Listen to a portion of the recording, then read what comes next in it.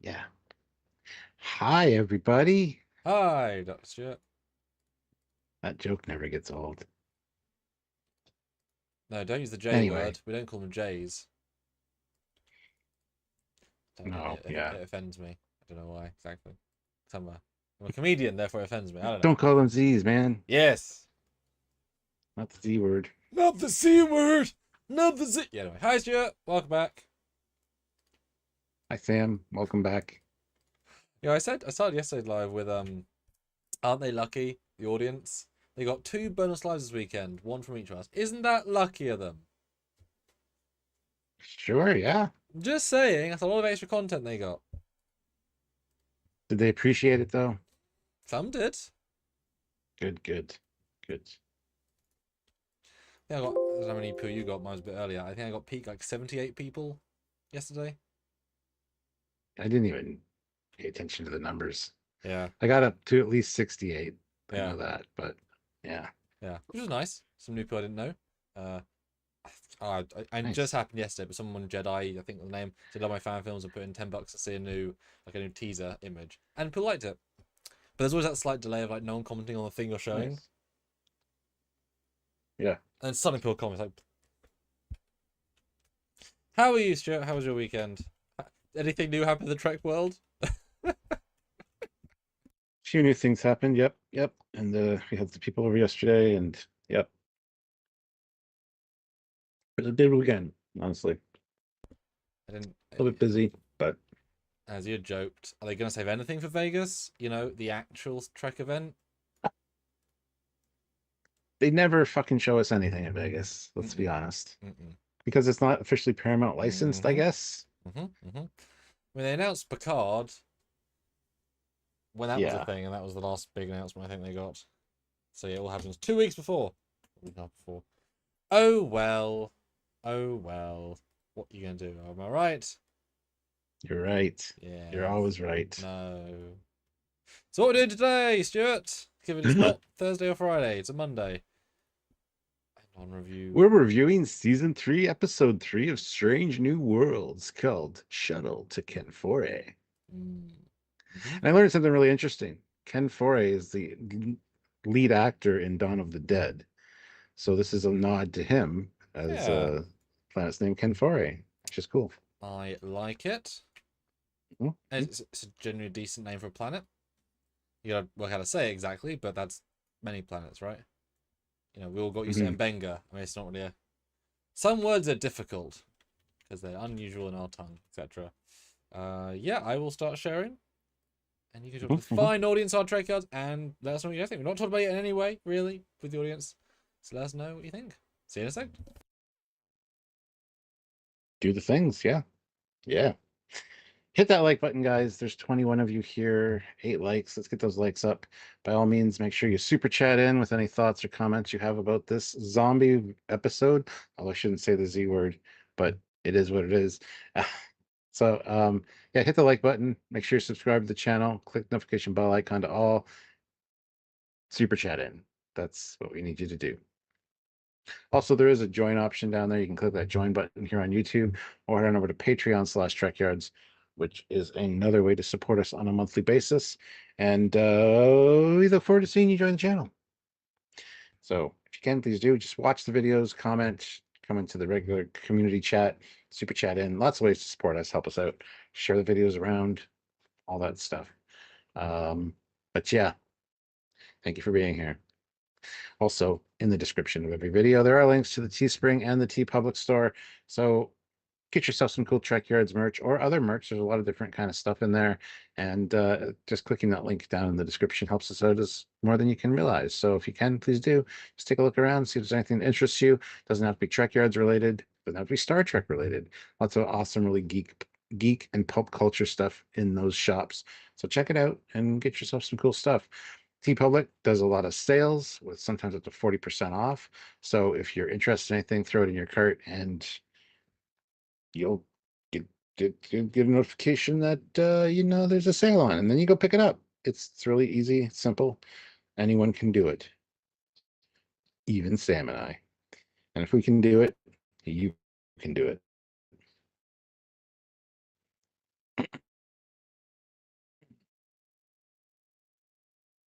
So yes.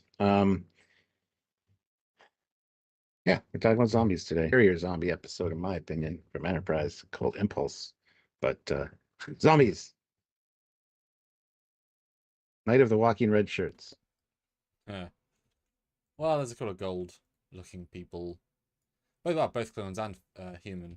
The old Yes. science lot. Yes. Science. All I right, like so science.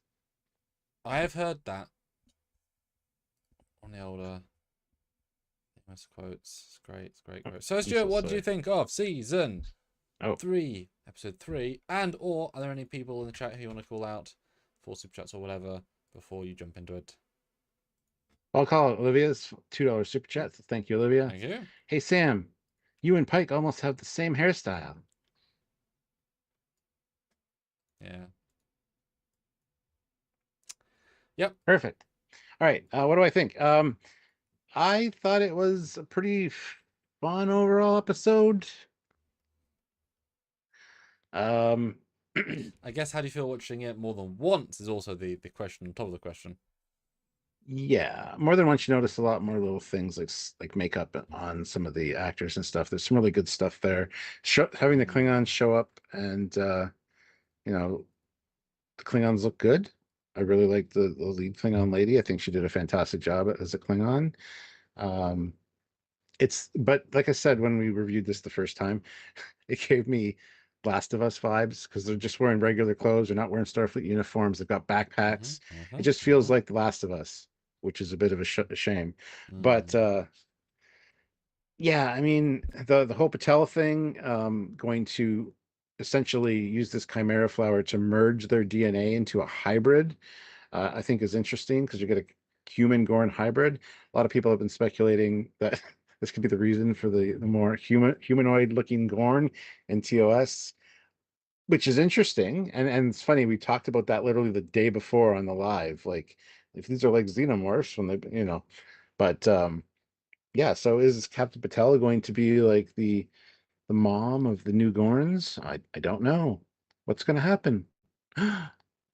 Anyway, and Mbenga and Spock going behind Pike's back because Patel didn't want to tell him about this situation or making this decision, I thought was interesting. Their conversation at the end about how you didn't even include me in this, and she's like, "It's not about you." Well, it kind of is a little bit, but I get it. He's stubborn. He wouldn't have gone for it. He would have tried something else. So I understand her rationale, and I thought that was a nice, interesting like layer on the top of the story, because otherwise it's just a mindless zombie story, really. Um, but yeah, some cool new things. We got a new Klingon disruptor pistol. We got a Klingon whip. Um, Interesting that that's the daughter of the guy that Mbanka killed last season. So like, there's some interesting stuff. I wish there wasn't as much Discovery stuff. You still got the Discovery shuttle. You still got the Discovery like rifles. Not a huge deal, but I kind of wish there was a newer shuttle. But I kind of like that she also said her house is disgraced, so she had to like bargain to get this ride essentially to this planet. So it could be like lower tier stuff. That's fine. Um, some really nice visuals in the gas or the cloud around the planet as well, with the Klingon ship sitting there. There's some nice shots of that. And the ship entering the atmosphere. Come on, that was cool. That was a cool visual. That looked fantastic. Uh, Ortigas kind of going off the rails a little bit and getting a little bit rebellious was not expected, but I think handled pretty well. The only other thing was their hairstyles. Like everybody had a specific hairstyle in this one, and Mitchell wasn't there. And I figured out why. They have an anti-gravity scene, so it makes sense that number one's hair is up. Uhura's is the way it is. Mitchell's not there. They got a guy sitting there instead. Because when you do zero G and you have long hair, that adds a lot of effects if you want to do that. So it makes sense that their hair was up. But it was a good look actually for Una, I thought. It felt very 1960s kind of beehive style going on. So there were some nice little touches like that. Um, Hey, Raj. yeah, yeah. The weirdest thing for me was the mind meld with the Gorn kind of in Patel's head and Spock's head, and even the Gorn vision. where Spock whips the ensign across the room. So there's a lot of weird stuff, but the pacing for this episode was all right. There's a few dull moments where they're on the planet talking, but nothing that really took away for me. Although destroying your phaser for no particular reason was incredibly stupid. And where'd the other phaser go? One got blown up. Where's the other one? Because I would just be mowing down those zombies. Like, it's pretty easy. Anyway, I enjoyed the episode, but yeah, as the more you watch it, the more you kind of see some problems. But overall, for a zombie episode, it's perfect for what it was, and we can move on now. It's fine. That's my thoughts. It does get more interesting after multiple viewings because you kind of look more into things. As a first ride, if you like zombies, this is definitely for you. I'm not one for zombie movies necessarily, but I do enjoy them well enough. But like I said, it gave me Last of Us vibes, which I don't know if that's a good thing or a bad thing, but it's just a thing. there you go. Yeah. How about you? What did you think of this one? Well, I've already heard your first review, but what do you think of it after a second watch? And now that it's fresh back in your brain. I want to hear you at the poll and see Oh, the score so far. I will read the poll. What did you think of the episode? Loved it? Liked it? Okay. Or nope, didn't like it. Ooh. Liked it is currently, well, no, liked it okay. Oh. They're basically the same thing, right? But they're both tied. Well, no, liked it's winning now, so. And do submit your thoughts, comments, and questions, guys. I generally love to know what you think of this episode, as all the episodes, but like yeah, it's an interesting one because I think my biggest issue with it is that it doesn't focus on any one element, and so when it starts spreading itself thin in the second half, no individual part is very strong. In even the second watch, they commit strong to the zombie for the first sort of, including the setup for the zombie stuff, right? For the first third, very straightforward, it's intriguing, and at least for me as an audience member, I'm thinking, oh, there'll be some fun Klingon stuff, we'll learn some zombie, there'll be some evolution, then it cuts, swapping between all these different plot points, and the zombie stuff just ends up by being so minor that it stops being like a zombie episode at a certain point, and that's a huge shame because they don't at all commit to the bit at a certain point. That's a shame for me. Ironically, the first watch, I was more interested by the planet stuff and we kept coming away from it. The second watch, I found the planet stuff much more boring because I know it didn't really have a particularly good payoff. So the often setup is improved by the payoff or worsened. I thought the payoff was okay. So the second time I was more interested in the ship stuff, which was funny that reversal. Ortega seeing her subtext. Okay, more Ortegas. Yeah, honestly, like there's not a lot of meat unless there's a lot of hors d'oeuvres, but not a lot of meat. And that's the other problem with they're going episodically serialized, meaning every plot in here is a serialized plot, but it's in episodic form. But they don't, for me, like, why don't we see a flashback of Mbenga stabbing the Klingon guy to resell that moment? Because we did it on the last time on. Exactly. But if they were smart, quote unquote, they would have had, well, if they were brutal, should I say, they would have actually had when she, Pike's, again, but they have more focus on that as the main plot, right? Because then you'd have more time to play. You'd have a scene where, did you do it, Mbenga? Did you do it? I won't tell. And then Pike says, do it. Tell her. It's like, and hard cuts to the scene again as we saw, and then we see it from within the frosted glass, and you see him brutally stab him and like whisper in his ear, "I hate you," like something really brutal. It's like, "Whoa, Jesus Christ!" But then it answers the question of what happened in the other episode, which deliberately kept vague. And then it cuts back, and then he can then say, "The last thing he heard was my voice tormenting him." Like, whatever. Like, there's ways you could have taken that far more interestingly that weren't done. The way it is, it's quite plain, the ending, especially with how boring it looks. The LED wall tech was being pushed in a way that doesn't quite work. So everything on the planet is subpar. The humor's fine, although Pike is very unserious. But yeah, as someone said in the chat, he knows he can't die, so he's allowed to be more lax with reality. Una Celestal didn't like it, but yep, Andrew Grav makes sense for a practical reason. No problem with that. Ortega's was the standout, but I don't really disagree with her. If she handled it like 10% differently, it would have been fine. you know, it's just the way she happened to handle it. At least the first bit. The second bit, you know, it's silly to think 6 hours on an alien planet without beaming, without like any TNG mission could be over in 6 hours. So Una was plot resilient, where I think in reality she would be more worried about the 6 hour gap. She was so calm and nothing that I got a huge disconnect from her that week, because I was going to say, she's very flat in this. She's just, because it's just, the story needed her to not be reactive, but there's a Klingon battle cruiser. We're in negative space. They've gone radio silent. Like, how many other stories are there where the radio silence becomes we've got to get him now, we've got to get him now? But because we had to have that unnecessary drama, I don't know if she was having a bad day, the actress. Like, I don't think it's her fault per se, but not a very good for her this week. That's why Tiga, I think, goes better. Yeah, as I said to you, the initial viewing, it's very mid. I'm not going to watch it again for pleasure. There's very little in this for me personally to love. They could have done some really fun stuff with Zombie, like Impulse, right, from Enterprise. They went full out, and it's a really intense, really clever, creative. That's like, right? Wow. Scarier episode, in my opinion, Impulse, yeah. Yeah, and the Trillium thing becomes a huge plot point, right? Whereas this was like lots of C level stuff. And for me, it's the least good of the three. Yeah. But I think it's better quality than the first one, but the first one has more interesting stuff, but also has less problems. So I'm mixed mind, as it were, but it's definitely for me a very average episode, and on the bottom half of the list for this show. But that's because the list is so strong.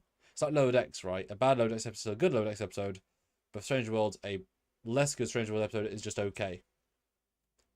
Yeah. Yeah. Perfect. What would you say was your favorite thing about it? Because maybe Ortega's acting, but that's a very minor part. That's a depressing. That's your favorite thing. What's your favorite thing?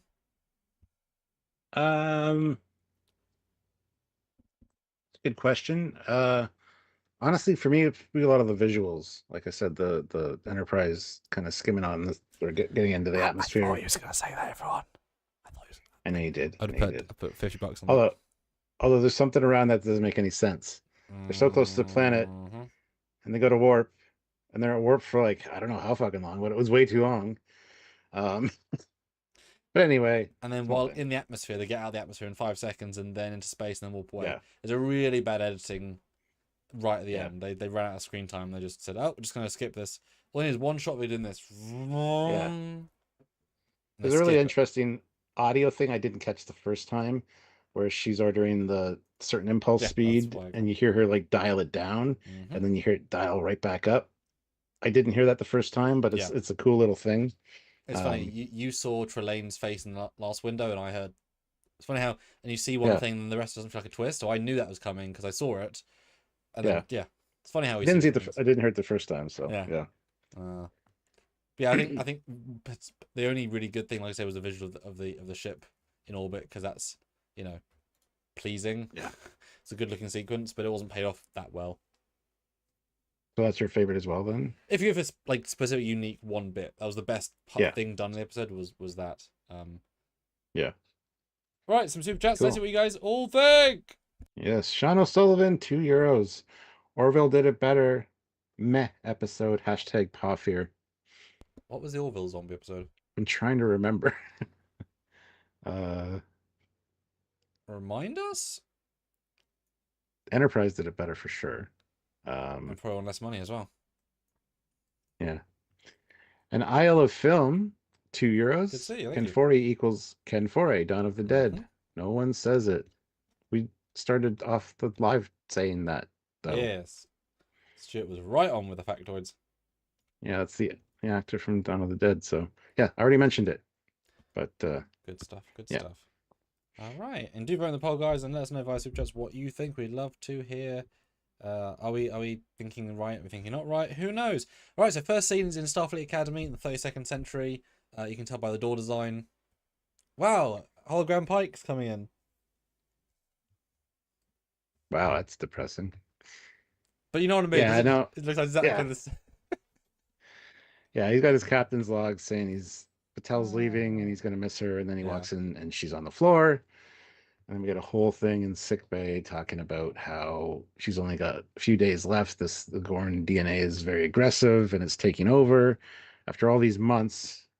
And of course, they have a solution, this chimera flower, which is very rare. And as a result, it's actually in like a dead zone, Sean. essentially. Yes, there we go. Thank you. Yeah. It's in a no-fly zone, so they can't go in officially because they would never get approval. So they decided to go off the books. And it's a really good back and forth in sickbay with, Pike saying, okay, we're going to do this thing.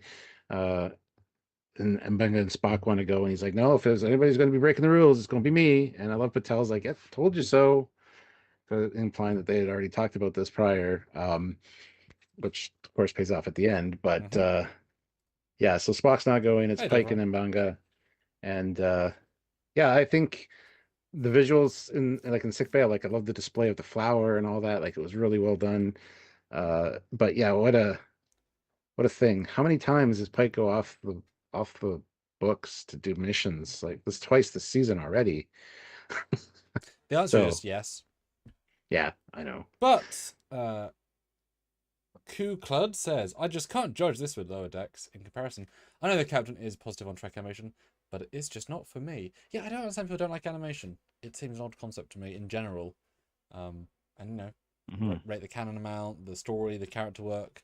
It's always crammed more story in 25 minutes than any of these shows did in 50 minutes. There's far more story normally. Yeah. Yeah, this was an odd intro that the second time was even more jarring. I think the first time, you're sitting down with your toast, you're ready to watch the Strange New Worlds episode, A Gentle Start, and she's already dying in the first 20 seconds. I think this very abrupt scene, I would not have chosen this as the intro to cut in the first 20 seconds to her dying on the floor. It doesn't work for me as an intro. Personally, it's not like she should have been with him and then have a seizure. Like, it's indirect. This for me didn't work. I don't know why, I didn't like that. And then going straight into, oh, now she's dying again. It's like every episode we keep this shouldn't have been episode 3 in my opinion as well, because it de-stakes the first two. She's dying in the first one. She's fine in the second one. She's dying in the third one. Now I've lost interest because it's happening so quick. Yeah. I especially after 3 months of being 100% fine, which you also skipped over. So I didn't like this framing narrative. It should have been like maybe episode 5 if you really push it, but episode 3, like maybe they want to do so much with the storyline, which fair enough. They have to rush through it, but it's not a strong opening in my opinion. Once you get past it's a bad timing. The dialogue's great and the subtext is good for like secret mission for let the two of them go. But yeah, they don't even qualm about breaking rules.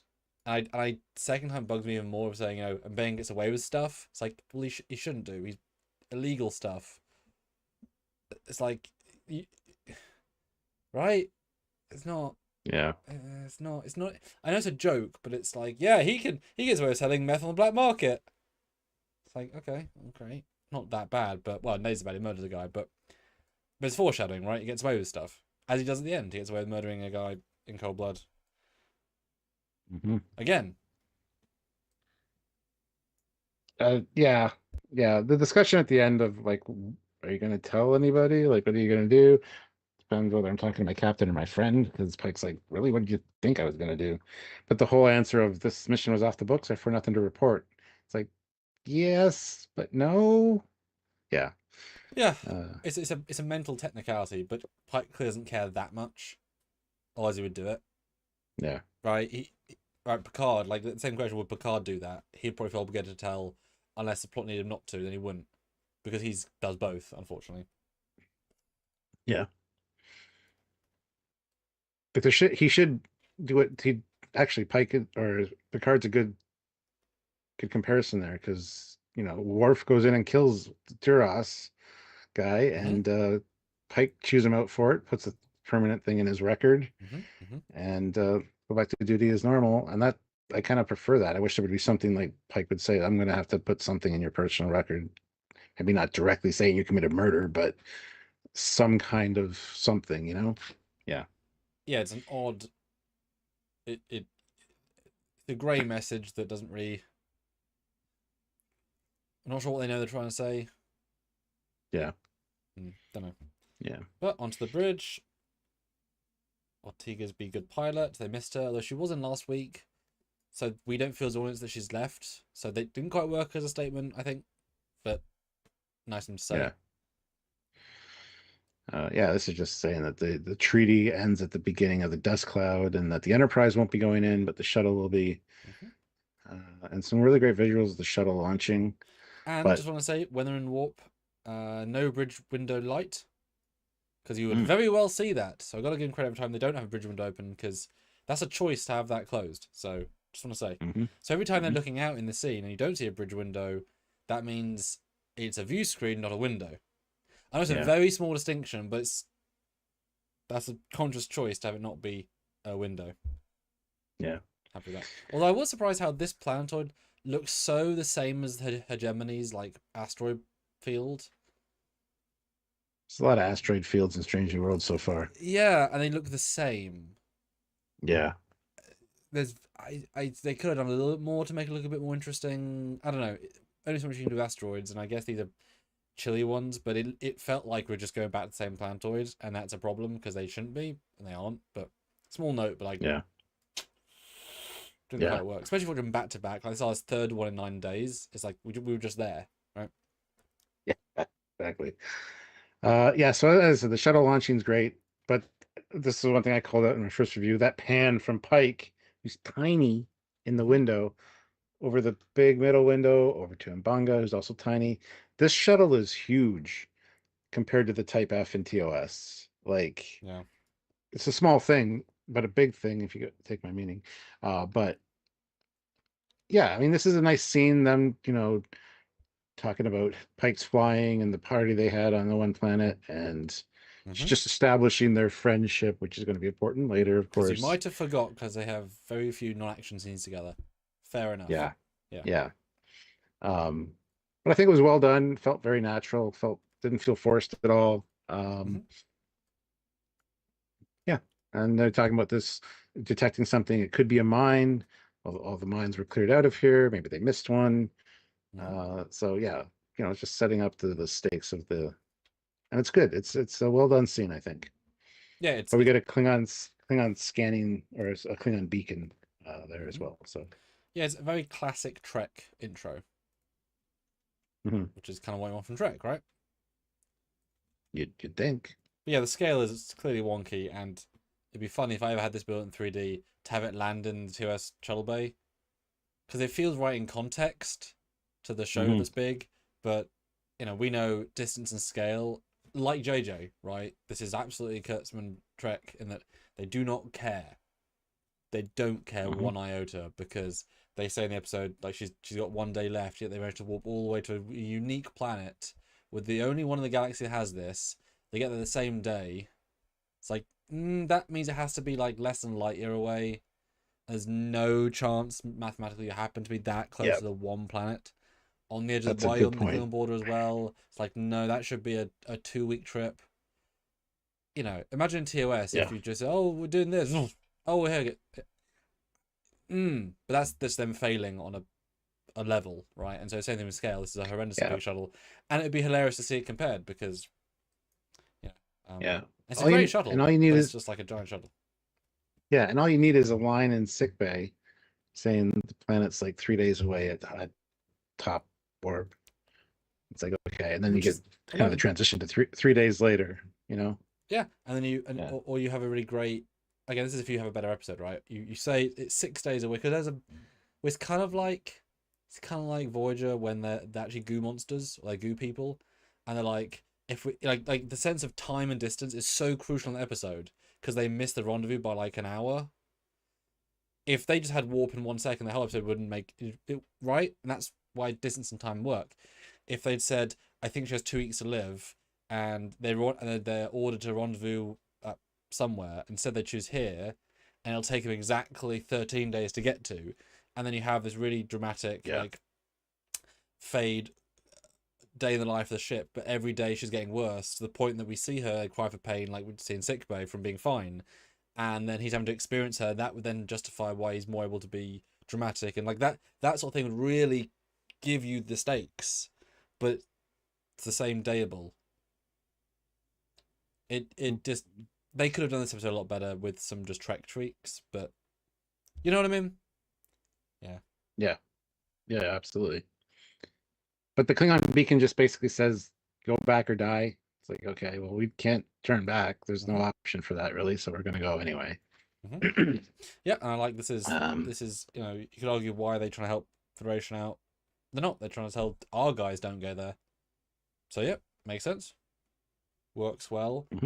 The only other thing is that in first watch you don't make a connection because how could you?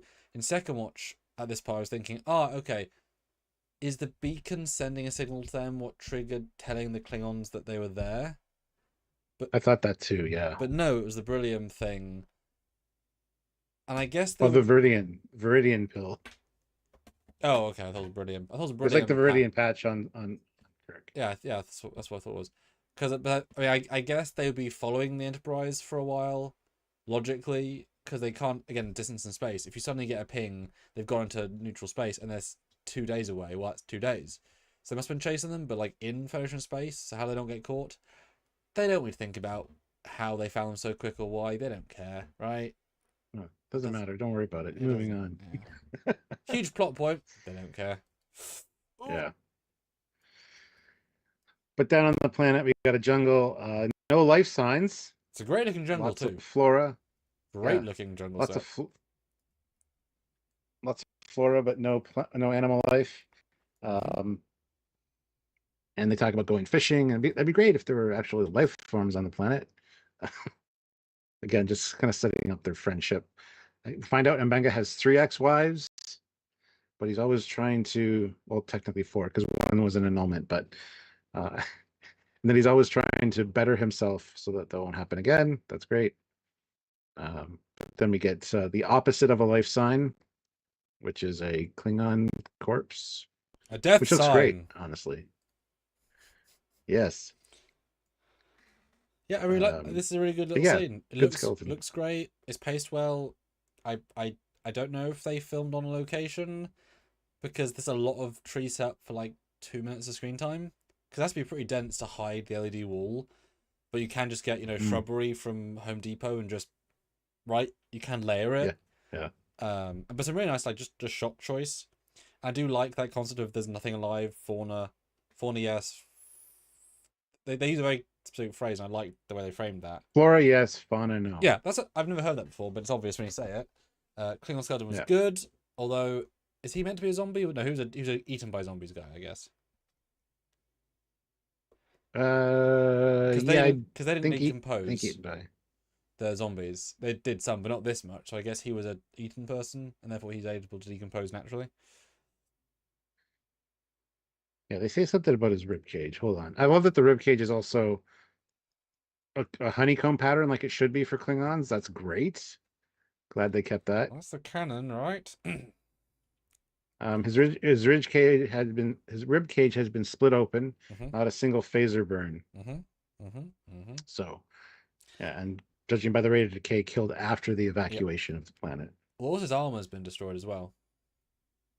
Vicious. Yeah. And Classic for Real is here with $2. Oh, hello, Classic. Klingon chick seems like maybe hot on the thumbnail. No. What? Of the video. What was our thumbnail again? Sure? She's right. She's no anime girl though. Yeah. And sorry about the audio issues. It's just the signal here is kind of shit. Sam's kind of clipping out on me as well, but I apologize. We were trying. Something I can't control. It's mostly fine. But they go into a lab where we're going to spend a lot of the time. I'm guessing it's the same room they redress for all 3 sets. And it is so generic, it's crazy. It would have been a great chance to have like NX style consoles or like some level of art design to give it some life. It is so generic and non-existent that it fits, right? I'm glad though they hint later, and luckily hint incorrectly, that it could have been a dodgy lab doing illegal research or genetic modification that easily could have gone in there, but I'm so thrilled they didn't. It's just a bog standard trying to help the Federation lab. So it's nothing special, which explains why it's not very fancy. But I wish the art design was a bit more interesting, because it is not. It is dull as hell. Honestly, it could have been a reuse set from like The Rookie or any other TV show, right? Like anything in Canada, it could have been absolutely any stunning set. Yeah. Well, The Rookie's filmed in LA actually, so I know what you mean. It's the first thing that came to my head, and I haven't even seen the show. Thank you. Yeah, and then they find the Chimera Blossom, and everybody's like, "Don't touch it." Puts on a face mask and gloves, and says it's actually very poisonous. But for centuries, people have been using poisonous plants in small doses to cure things. Kind of great. I'm not sure I quite buy they'd find it at the entrance. Well, yeah, and I'm not sure it's quite at the entrance. I think it's implied that they're walking around a little bit, but yeah. The plot. I mean, it makes sense if you're gonna skip past it, but I somewhat buy, like, I would have loved it if the brief had been they had a single plant in their decon chamber and they're gonna have to go down to like level 20 to get it, right? But then the fact they see them this close in and Benga says, "It must have spread. How's that possible? I don't know." Implying that once it was let loose in the atmosphere, it was able to pollinate everywhere. The fact it's just there is like the rarest thing in the galaxy, and it's just of this type. It's fine. It's just like, oh, it's easy. And then I think you kind of know subconsciously as the audience member, the plot's gonna be a bit weird when the thing you're there for you've got in the first 6 minutes, and it took no effort. I think you have to move past that in the narrative. Yeah. Mark Lawrence, though, $5. Mark Lawrence. The way the Klingon woman spoke, it reminded me of Kolar Ren T. Brown from Voyager, Season 7, Episode 13, Prophecy. Yeah, she did a really good Klingon. Good look, good sound. Yeah. I mean, you could tell that she was having a lot of problem with the teeth, but that also can, that she used that in her performance. Yeah, exactly. She could not enunciate. I didn't just then, but she used it. She was overcompensating, and that was, So it was, but they're hard, right? Like, of course they are. Yeah, she's good. And then Pike's going to cut off Flower. I love the little blue beam he's using, and then he finds a foot. Yep. Which he pulls out, and there's a leg attached, and I expected it to move when I saw the boot. I expected it to start moving, but yeah, they didn't go there quite yet. Yeah, in second time, the sting, the music sting is so the sting that you always hear. But it's a good stuff. Like, at this point, I'm like, okay, we've built something interesting. We're gonna push forward, and then we cut back to the ship. And this is when it kind of starts doing everything. I kind of wish it did. Yeah. And this scene also intrigues me because they really hedge their bets in so many episodes about, like the first episode about avoiding scanners. And they do it, and the Klingons do it, but they work out the Klingons doing it super easily. It doesn't make sense though. Okay. We got a weird EM flux going on. Spock says sensors show it is moving in an irregular pattern, which suggests it's a naturally occurring phenomenon. Yes. If it's debris, it's going to be just, unless it's hitting other debris, I guess. But if it's moving erratically, one would suggest that it's powered or controlled somehow, instead of just. I didn't buy the whole naturally occurring phenomenon thing. Well, yeah, I mean, they're implying it's more debris, but then you would surely, like, say, if it pinged your sensors, scan it for metal. Yeah, well, Bertikas does. She's like, back in the war, they used to hide behind EM fields. Yeah, like anything not natural to this area, or it's powered. There's still power signatures, and that's a really odd thing they had to do this episode, as with the first one. They had to work out a way for both ships to be invisible to each other that felt plausible. And if you keep doing that, it becomes super easy to be invisible to people. And yes, once an impulse, real difficult. But like, yeah, you still have lots of power on. Your warp core's on. Like, your warp core's generating all this EM power, and your shields are on to hide it. I don't think, right? It doesn't feel. I think if I did that in a fan film, I get called out for flying literally next to a shuttle, maybe, because it's smaller. But a big capital ship, it's like, but that's a scriptwriter, right? They had no more ideas. They're trying to find something. It's like, okay.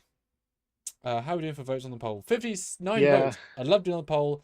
Can we get a like spike to 45 likes? We've got 41 right now. And can we get 65 votes? We're at 61 now. 4 votes. We'll read it out and do a new poll. I want to hear you guys' thoughts. Do you love it, liked? Okay, nope. 61 votes. Click that vote button. I want to hear. I need to hear. Yes. Yeah, so they go on saying, well, Klingons are known for not sticking to treaties. They could be scavengers. It could be, they're not necessarily here because they know about the shuttle. Which I liked.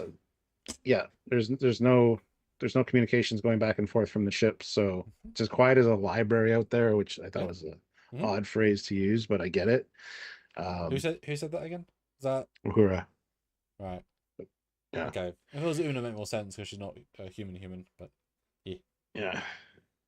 And then you see the D7 come in, and you see the little Klingon shuttle launch. Remember when we watched the trailer for this season, and you thought that could be a Klingon starbase or something? Yeah. It could have been. It could have been.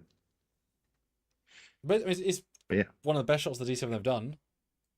It's lit with NASA real lighting. It's plain, it's simple, it's effective. Mm-hmm. It's a good shot. I mean, the shuttle's a thing, but it's a good shot. Yeah. Down on the planet, they're like, "We've found what we come for. Let's go!" And then they hear a scream. It's like, well, that has to be alive. Yep.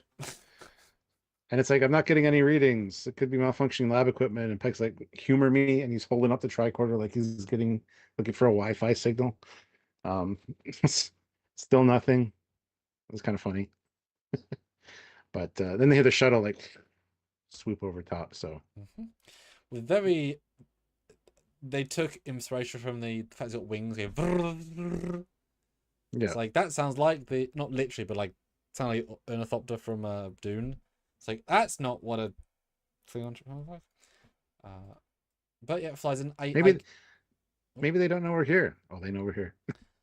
I mean, funny. Yeah, it's daft and it's funny, and then Benga's like, maybe they won't see us flying over the shuttle. And it's like, it's a big planet, mate, and you're next to the thing. They know you're here. Yeah. Scottish Nightmare said, "What was wrong with Una's hair here?" Well, nothing. It's just going for a classical look, plus it's like 1960s kind of style. But as I said earlier, this is the one episode where they lose grav plating, so they're all floating. So everybody's hair had to be non-flowy. That's why. Mm-hmm. Yeah, that's why Mitchell wasn't at the helm either, because they had to have a guy there with shorter hair. Anyway, it's fine. Changing everybody's hairstyle would have been too noticeable. Yeah, it didn't look great, but that's personal preference. But yeah, if it saves the composer's time and effort, yep, that's all good. Absolutely fine with that. But yeah, this is a very, oh dear moment. Played sort of for laughs. That is kind of the show. And then I got worried. I don't know why, but for a second when the people walk in, there's just our guys again thinking, show us some Klingons. But then actually, yes, you notice the boots with the points. I'm like, aha, excellent. The Klingons come in. Yes. It's sort of annoying they use the flashlights because it hides their costumes and their faces for a good chunk of their entire screen time because they are, at face level. Like, if you try and find stills of her other two people, they're not going to have that much to sign at conventions because there's not that many clear shots of their faces, but whatever. But I was immediately, gently impressed. We get Klingon language, we get Klingon tone, everything feels a bit interesting. I liked the idea of this very personal touch. Wish they had a bit more variation in their uniforms because we've talked about it before, just everyone in gold's a bit, have some variation. But I was like, okay, cool, we are actually doing Klingons, good. I was excited to see them develop and have some fun. And I don't know if I'm sure you did. In this scene, just this interesting that I realized, or I remembered, they use the Star Trek 6 Gorkon theme, like the first 6 beats, and then their own thing. So it's very much didn't notice Star Trek 6 music, like dum dum, but not quite. But that was the instrumental. But or anyway, what are the Klingon themes? It was there. It was nice to hear. Yay, know me. It was a well used theme. I wish we had more of them, and they didn't die. And I wish we didn't kill our own person. Have zero emotion about it. We'll get there. We got to see a Klingon tricorder, which was cool. It's great. Wonderful. We have a video on it. My dad, in fact, said tricorder, and then he said, "Oh, it's translation." It's fine, right? They're not gonna hand me my Klingon duga. Tricorder song. No, it's great, great pop. And in fact, it's only using one shot just for us, the fans, because there's no part of the story at all, right? Like, normally you design and build a prop to be used, and it's used, but it's not really used, is it? Really, right? It's there just to have it. I would love, right, if there was actually more of a connection between the props and costumes and like if it's actually genuinely a marketing success rate with these shows in terms of merch. If it's what they did with Batman and Robin, to his problem, of course. But if Hasbro, yeah, could say Strange New Worlds, could you invent a Klingon tricorder so we can sell it? Because the Disruptor's going great guns. Okay, we'll put one in this episode. Boom, and it's already come out shelved. Way money.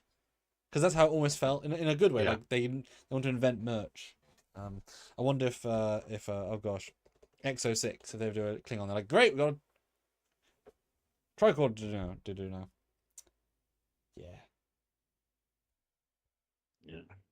But yeah, but they realize that they're being hunted, so they find a room and hide behind some crates. And then Benga's like, they're going to shoot on sight, right? Well, so are we on stun. Which is funny because he also says in the same scene, if they capture us, they'll do something else. Like they explicitly have a call out for being captured, and then 2 years later says they don't have prisoners, which we know they don't, except when they do.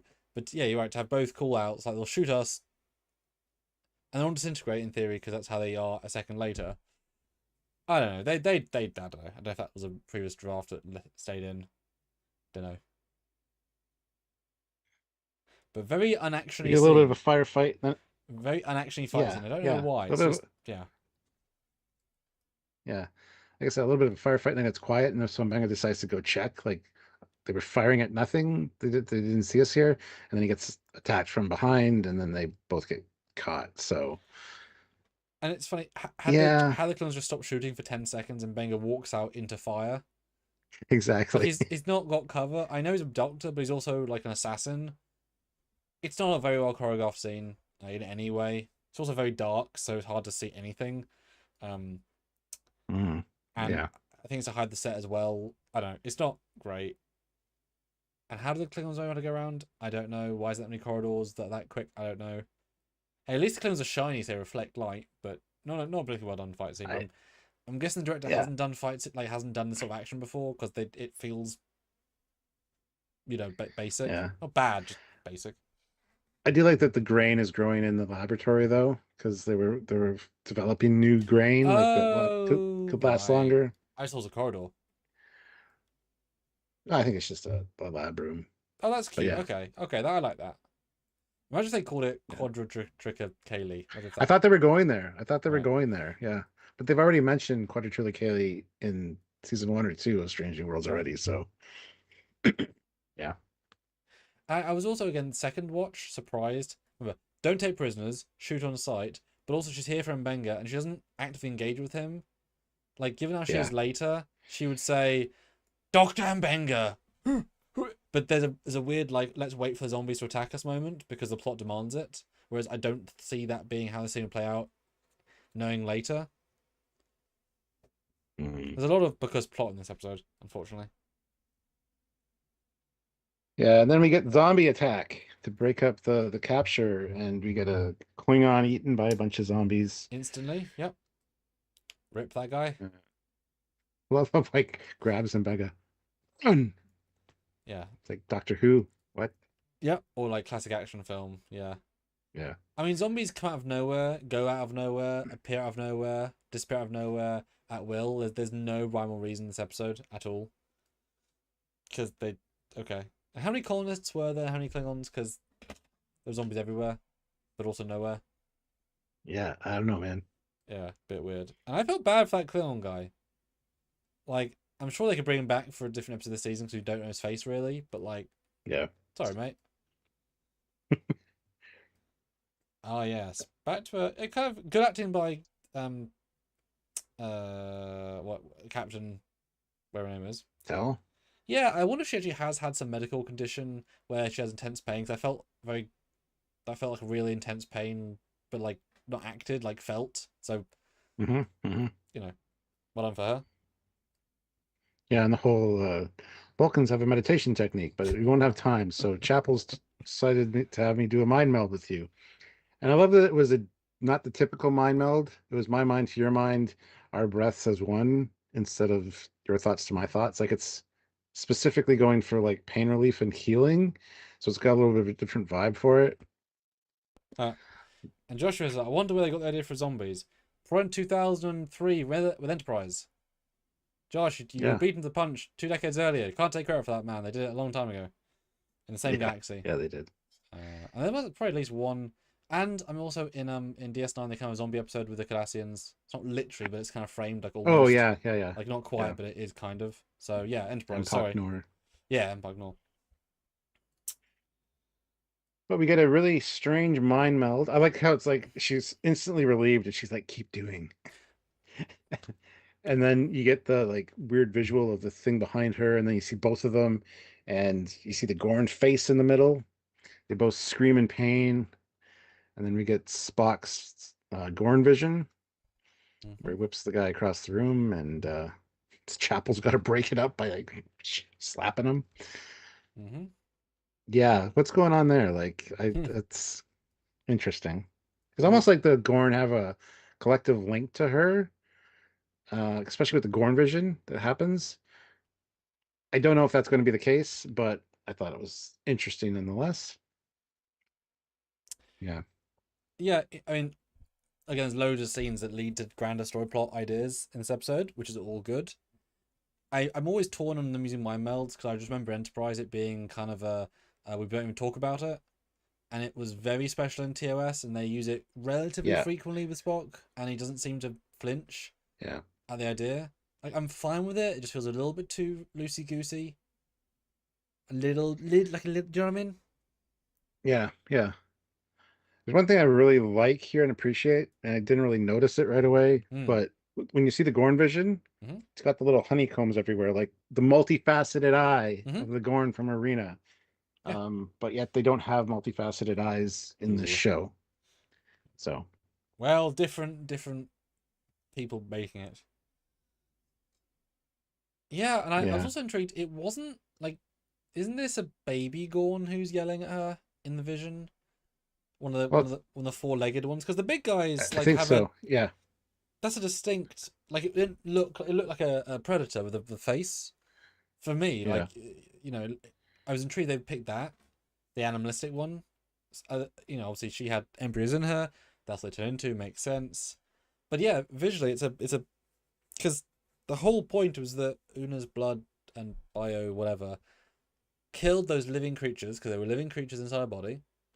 And her body absorbed them, taking a lot of biomatter, because there's like 6, if I recall, that are created. So her body's flooded with Gorn DNA and tissue and full organ, like properly disgusting concept, right? Horrible, because they were ready to burst. They were there, right?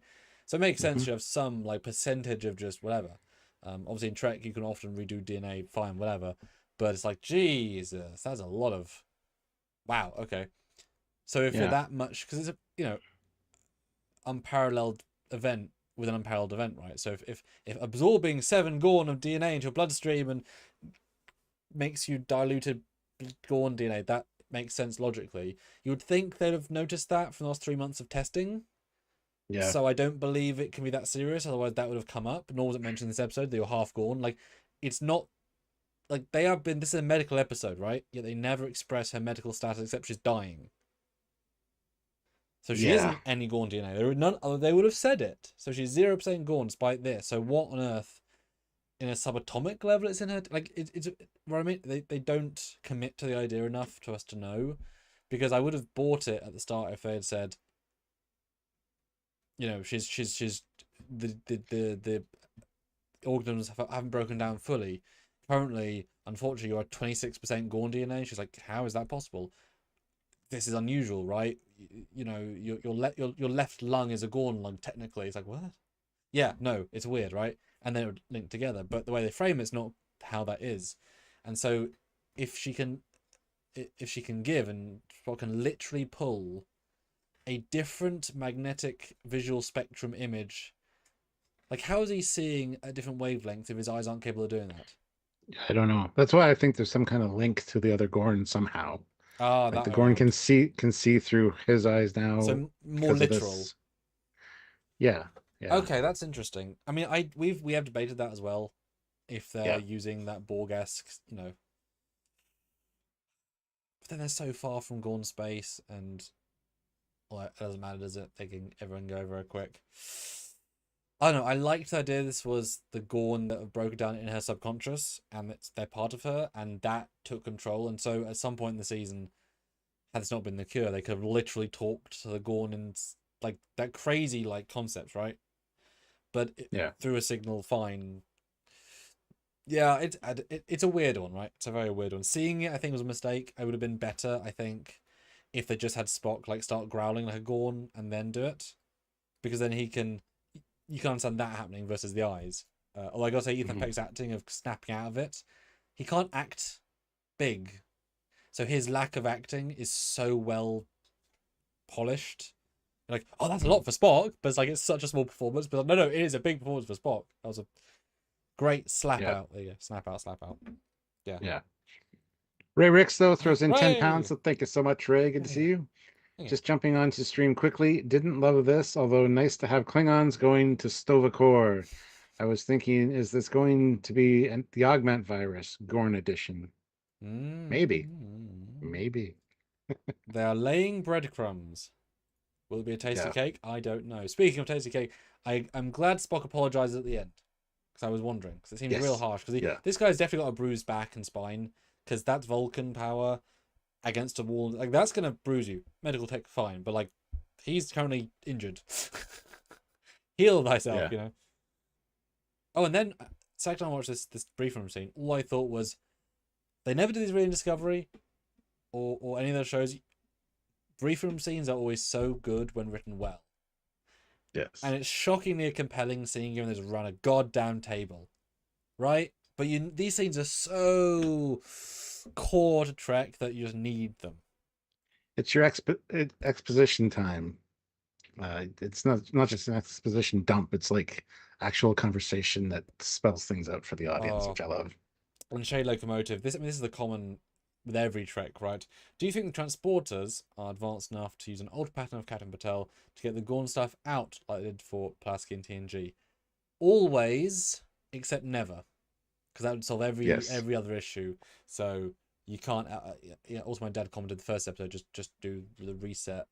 It would be that easy, except that would break Trek, like Gorn, like Khan's blood. So they just can't do it. It's just it becomes a solution for everything then, you know. So yeah, they're very selective with that kind of thing, but I don't mind it. It's not a plot hole. It's just a. It's like being with Shields. That's a bit of a plot hole, but like they're just like, someone's just gotta do it. It's like, okay. Yeah. And then Stanley says, hate Una's new haircut. It's not a haircut. It's just she braided her hair and wrapped it around her head. And it's for the anti-grav scene. It will be fine next week. Just relax, guys. BJ, $2. Bridge drama. Yes, there's bridge drama. Yeah. So here's where they're talking about they need to get within emergency transporter range without attracting the attention of the Klingons. So they have to do a slow approach, and basically not stir up any debris or whatever, which is hard for a ship that size, but whatever. So yeah, it'll be like 4 hours is the first estimate. And if they do it right, they'll be invisible. And Ortigas is like, that doesn't work for me. Like, okay. And Una is so strict here. Like, explain yourself, Lieutenant. And she just basically says they obviously know about Pike and Bunga on the planet. Our priority is to get them out of there as fast as we can. Why are we tiptoeing around and not dealing with these Klingons? But it's the whole border treaty thing, right? So, in fairness, it's not obvious that they know about the shuttle or about them. It's not obvious, but it is logical. Yes, that's a perfect way to say that. Yeah, you're right.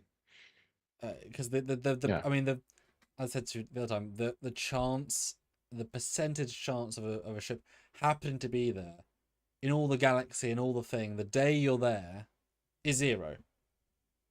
Right? Really, it's zero, and that's okay, but also it's not okay. Yeah, in rewatching this, I like the interplay. Spock, I would also think would know better than 6 hours. You know, it doesn't seem quite efficient enough. Well, it's right now it's 4 hours. Sorry. Later it becomes 6 hours. 4 hours. Well, I love. Well, we miss Scotty coming in is great. That bit that's fun. Scotty's great. That's a good add-on. Kelly got busy with. She just doesn't like to come to these, so don't lie to us. She's busy. Play poker or anything else, right? Because she's very free. But I'm so torn on Ortega's because this is a very, very chill crew, right? So I'm surprised that the way Ortega says that is so vibe negative in this meeting. It's not like mega, but it's enough to be like, oh, what did you say? Like they say weird stuff all the time that goes in. And she was just intensely thinking and came out with something. It wasn't like, I hate you, Una. It was like, oh, this idea, I've got, like she gives an idea, right? So it's not just a I don't like your idea, it's I have an idea. But we have to make it seem negative, because just in some of the episodes, this would be a, what have you got, Ensign or Lieutenant? Like, it wouldn't be the same tone. So I'm like, for this crew, that sort of interjection in this meeting, like, wouldn't it be weird if they didn't interject? You want your crew. You are here. This is the pilot. You want the pilot to say things. You want the science officer. You want the engineer. So I was a little bit. Oh no, you're a bit over the top in this one. Like, you know, what I mean, just a little. Yeah, but I mean, Ortega's suggestion to warp into the atmosphere is like, have you ever done that? No, but I could. And then Scotty's like, yeah, no, our hull will become shredded cabbage. We got to do this and this and this. It makes it's a radical solution, which I wouldn't be very fond of trying, honestly, as a commander. So if there's an easier way that takes less or like more time, I'd probably try that first, if I'm honest. This is like a last ditch effort, right? And that's what it turns into, because the Klingons detect them, right? Yes, but last ditch when every minute counts, potentially. This isn't a you got 6 hours until the storm hits. When it takes 6 hours, this is they could have already been captured, and the plot knows they're not in danger for 6 hours or 4 hours. So, you know, this Klingon ship is a planet. There's no communication with them. They're not answering the comms.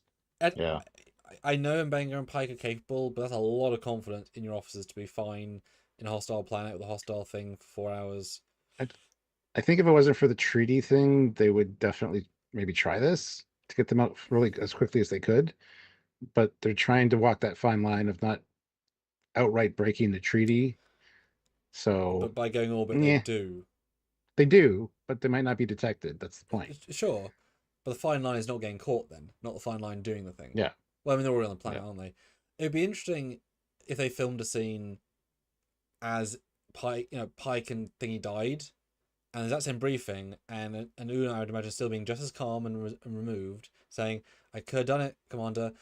No, I didn't want you to. I know they're dead. I know it's sad, but we're going to move on the mission." And everyone's like, "Wow, we lost the captain and the military medical." I was like, "Yeah, but you know what I mean." It was so low key that I think the reaction would be low key. I don't know. I'm visualizing it being whatever. But yeah, Captain Member makes a good point. Yeah, they're operating under the assumption that they could take care of themselves down there. I mean, they are trained officers, but that's another fine line. Of do you just let them do their thing and you get to them when you can, or do you know that they're in danger and you want to get to them as fast as possible? I would buy an hour. 4 is a lot of time. Yeah, plus they don't have proof, I don't think, that the Klingons launched a shuttle. No, they don't. They don't have proof that the Klingons have a shuttle down there, but it makes sense logically that they would know. Well, it makes sense that if the Klingon ship's here, it makes sense logically there'd be a Klingon force on the planet already. Otherwise, why else are they here? Yeah. Right? We didn't see them warp in, they were already here. They did warp in, but we just didn't see it. But, like, you know, I just think if you play the exact same scenario in TNG, they wouldn't say, "I'm sure our team will last for 4 hours." They would say, "We have to get them out as soon as possible because the risk is." It's a small thing. It's just. But you'd also have, like, trust me, they'll be fine. They can take care of themselves. You always get those little pep talks too when you can't get to the person in time. So. Yeah, don't know. I wish it was 2 hours. You know what I mean, or an hour and a half. Because when it Yeah. goes to 6, I mean 6 is therefore unacceptable as we see. Una's just too chill. I don't know. That's just me and my writing style. I think what makes the scene harder is that when she leaves, she says thanks to her. Yeah. That shows that she's out of line. Not, I don't think the way she handles the scene, but the aftermath. The fact Yeah. she's pissed. Yeah. Then the little talk between La'an and Una of like, is everything okay with her? Well, she's just back on duty after this time off. Fair. Yeah. Maybe it was too soon, but no, she passed her psychic eval. I kind of like that discussion. Like they're trying to address things. So yeah, I mean, the line I have in my new fan film, which is Starfleet is a data-led organization. So if the doctors say she's fine, that's what we have to go on. We're going to trust because that's what we do, right? But guys, we are over an hour in. We'd love some more super chats. We are well below our minimum. Would be a good number. So throw in some thoughts. I hope you join the rest of our week of fun things to discuss. So we want people to support Stranger Worlds, and us doing Stranger Worlds. Would be important.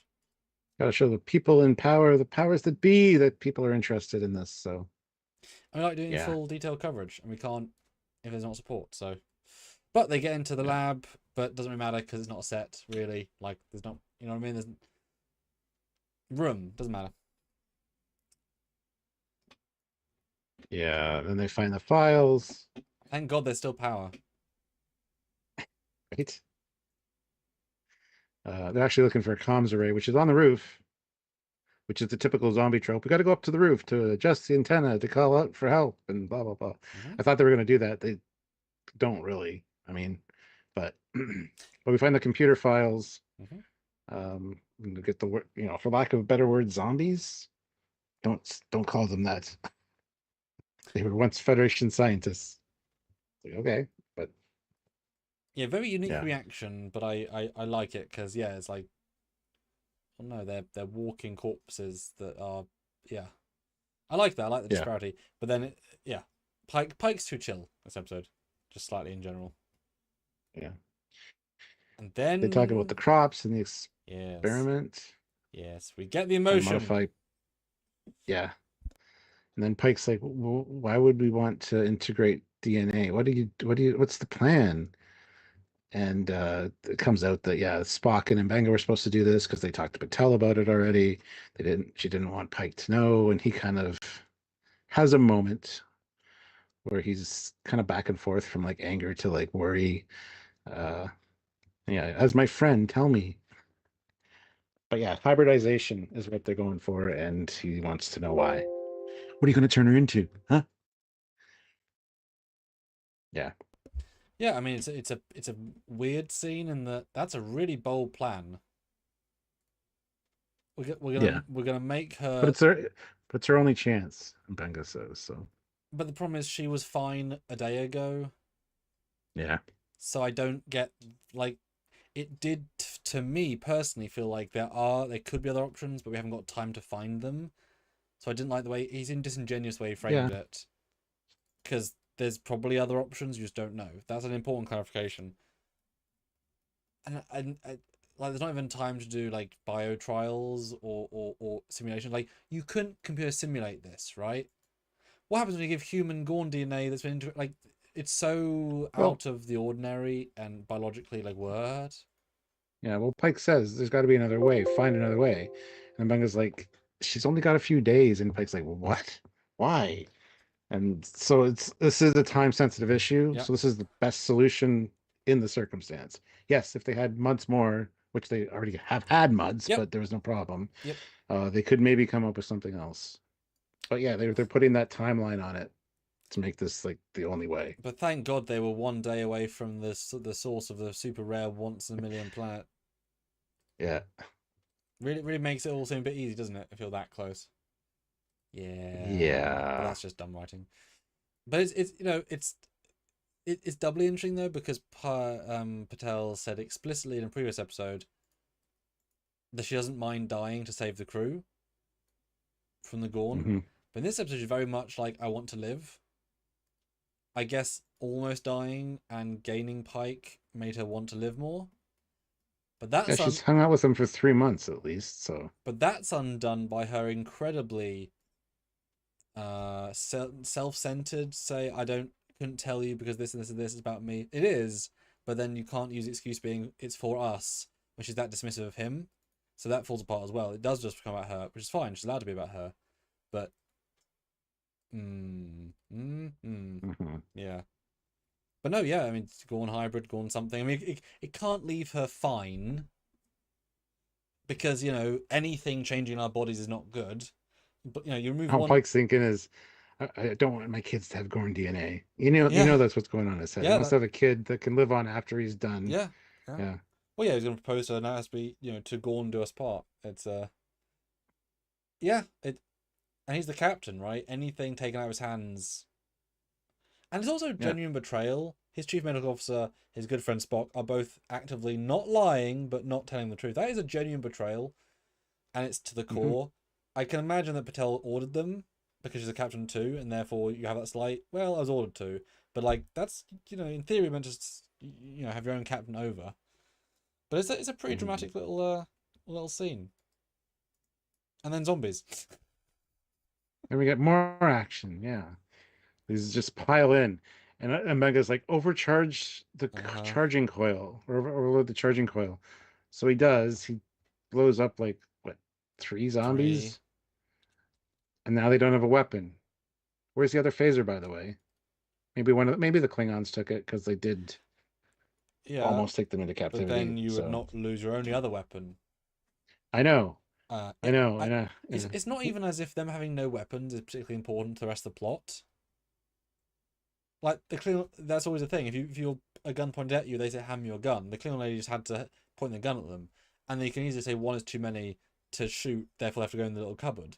But it was absolutely just a case of we have to remove their weapon. We'll do a stupid idea because it's really bad idea, and it doesn't even work. Well, it would make more sense to have Pike holding it while he's talking to M'Benga because they're not sure if something's going to jump out at them. Standing in front of the window breaks. Pike gets knocked over, and you see the phaser like fly underneath a bench on the other side of the room. Like that would make more sense, honestly.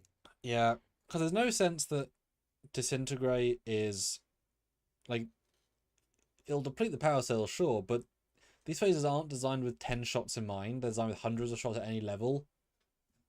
I would be shocked if it can't do 100 disintegrates at full power. Right? Yeah, like I know. Shocked.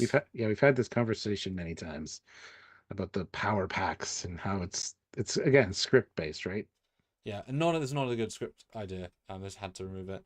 But hand picture. Hello, folks. Long time no see. I quite like this episode, the Bang episode, as are usually decent. Oh yeah, why have you not been around? We've been here all the time. You know why? Where have you been? You know. Well, I'm glad you're back. Yeah, I mean, yeah. But speaking of, hit like if you haven't. Everybody hit like.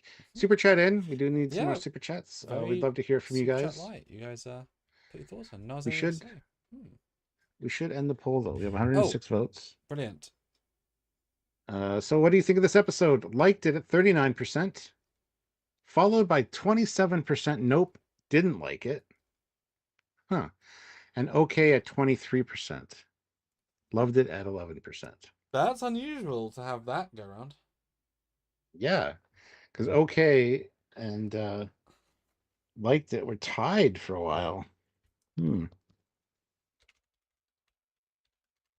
right, we're almost at 60 likes. There we go. We just hit 60 as I said it. So hit the like if you haven't hit the like yet, and make sure you subscribe, do all the things. But yeah, please super chat in. Let us know your thoughts about this episode. If you have anything that we missed or didn't mention, or we got wrong, or a theory, something you have, let us know. We want to hear it. Also, the last 4 days of the month. The channel. So super chats are really important right now to help us keep going. So last 4 days, if you can, it'd be a great time to do so. Yeah. Doing a new poll. Yep. Hypno Amber says didn't mind last episode, but yeah, not looking forward to the puppets. It's just too much for a short season. I disagree. I mean, Buffy's done puppets, Angel's done puppets. There's been puppets in other shows as well. Yeah, Stargate. Yeah, exactly. It doesn't have to be the whole episode. It could just be Trelane's back and he turns people into puppets for a second because they, it's maybe a quick scene. Who knows? I think the puppet thing's funny. But anyway. Yeah, I mean, if it's a good episode, right? As in the musical could have been trash, it was amazing. Like from a structural point of view and very clever, each song notwithstanding. Mhm. So if it's really clever, like I hope it's every person's a puppet. I hope it's not just Pike, because that would be like other shows have done. Yeah. It needs to be like Yeah. all of them or everyone except Spock or everyone except like McCoy. Like McCoy has to come on to help them. Like a big reason for a silly thing.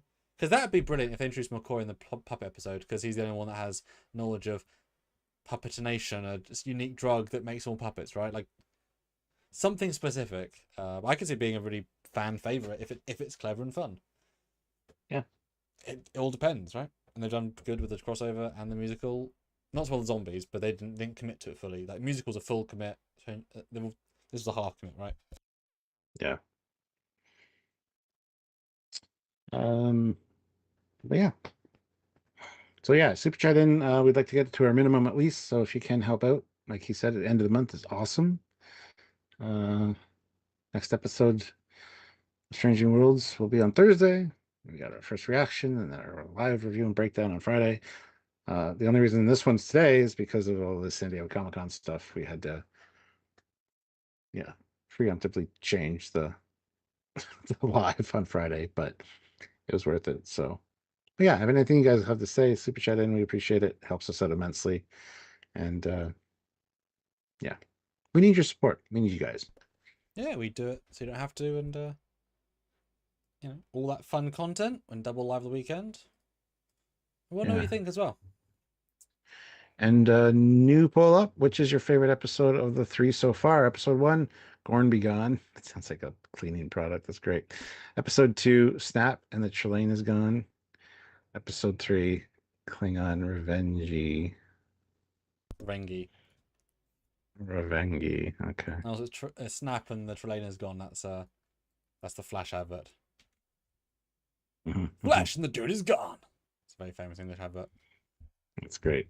Yeah, I do like my episode summary bullshits. All right, so zombies. They go into a closet. They have no plan or bench thing, and they get rescued.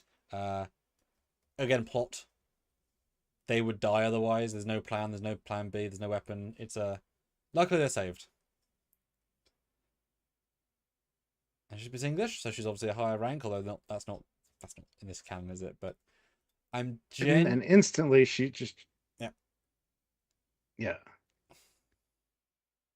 Sorry, the signal went to crap there. Yeah, so a guy gets bit and she instantly just shoots him. She goes, screw it. Okay then. Well, not just that, but they're no nonsense Klingons. They're attacked by like 7, and she's killing them kind of. And then when she shoots the last one, they're all gone all of a sudden, but she totally didn't shoot enough to kill them all.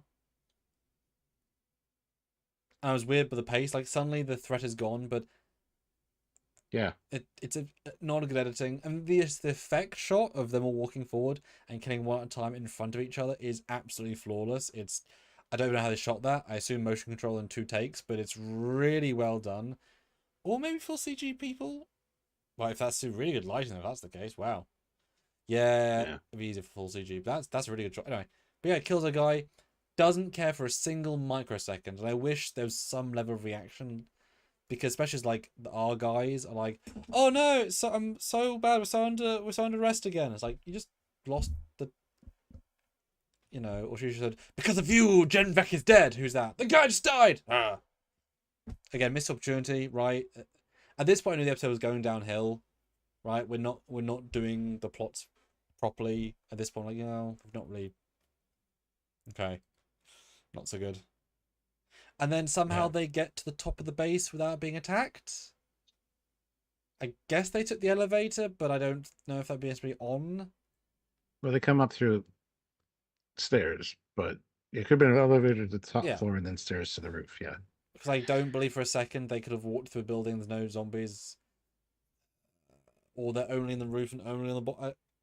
The episode didn't care either, right? It just sort of skipped to. Yeah.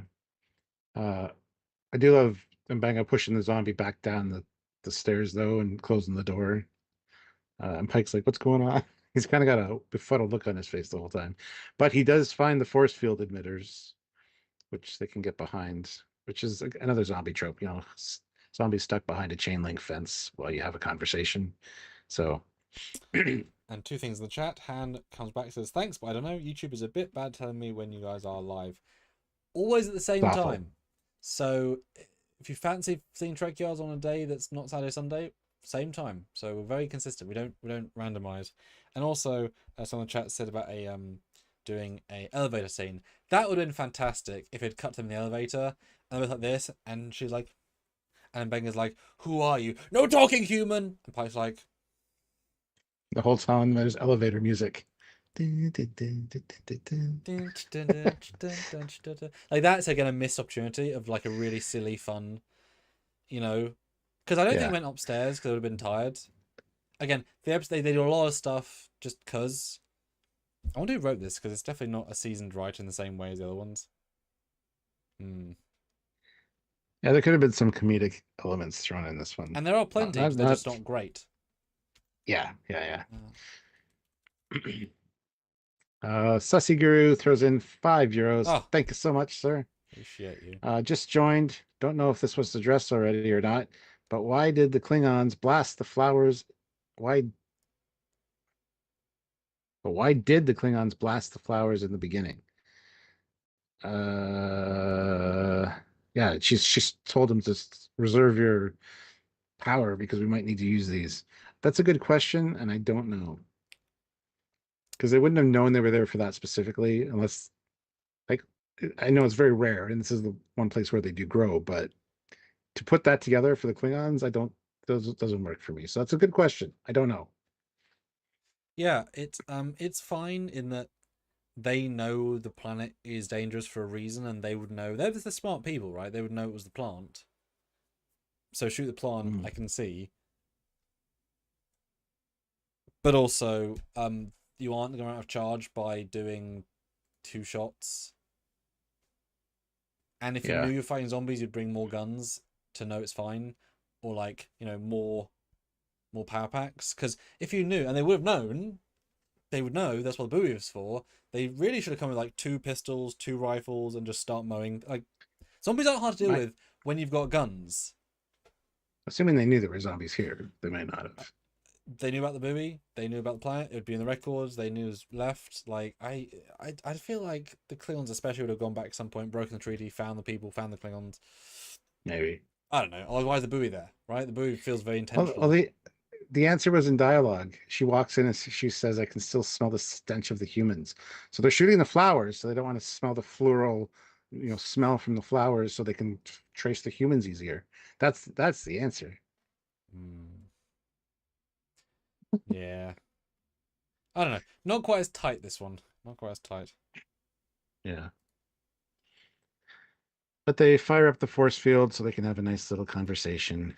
And yeah, again, the Walking Dead vibes here, absolutely. Oh God, yeah. More so than The Last of Us. They've lost the backpacks.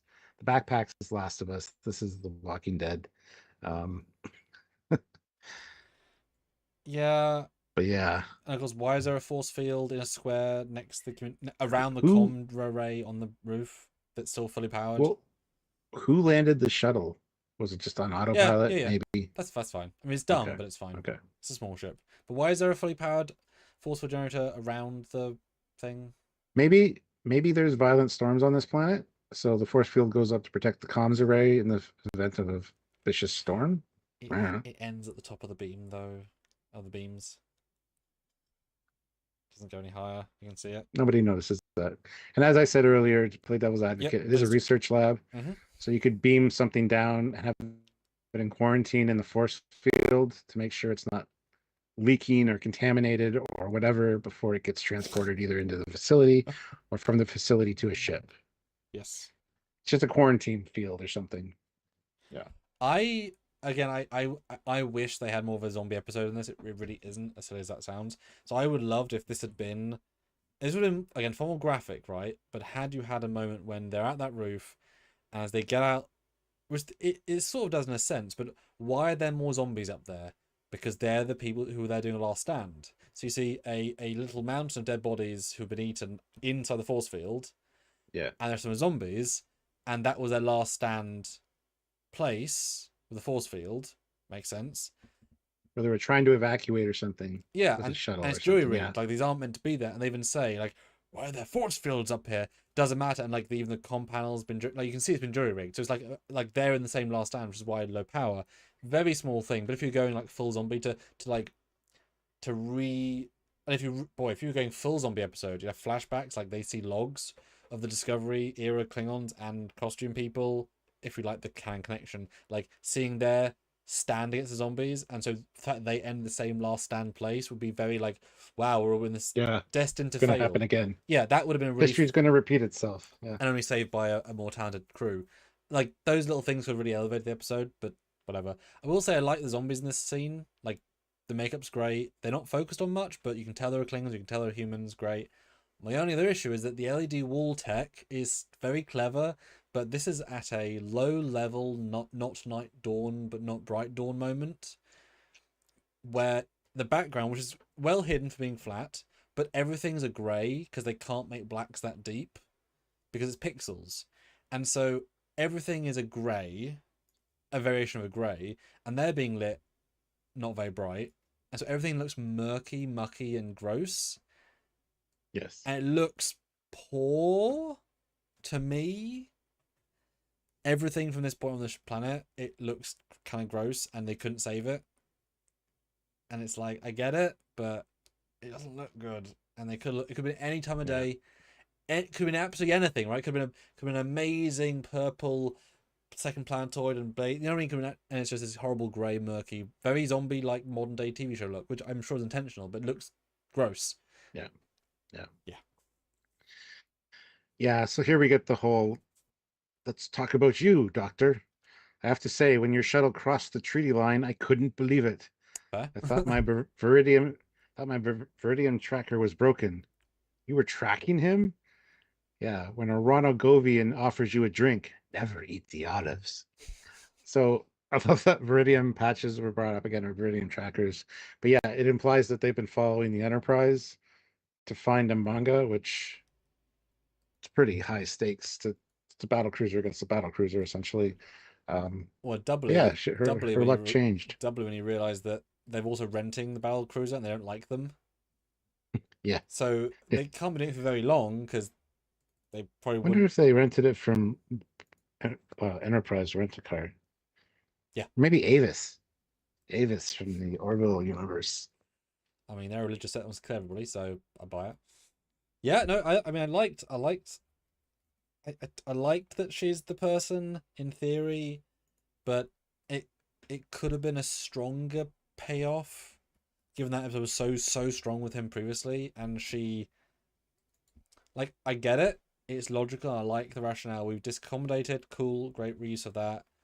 The only way to bring it back is to murder you, cool, great, I get it. But she's not the best warrior, clearly, nor she got the best plan. And if you're telling me, which I think you are telling me, that you're so small a house, so ruined, you have 3 people. That's all you have. Because the ship ain't yours in orbit. And if all you can muster is 3 officers, well, 2 and yourself. Because why would you not bring 10 people, right? This is the ultimate thing for your house. So that is all she has. You've got to assume context clues. So, right? Yeah. Very discombobulated. Sesaguru, €5. Thank you. I did like that Pike really wanted to call them zombies because that's what they are. Not walkers, not infected, not moss people. Although it's very The Last of Us, because those are like the mushrooms. They're infected with the mushroom, the fungus virus. This is the same thing, essentially. Moss. Yeah. They're also not living dead, they're just dead. Yeah. I don't know, and they don't say that you can infect people.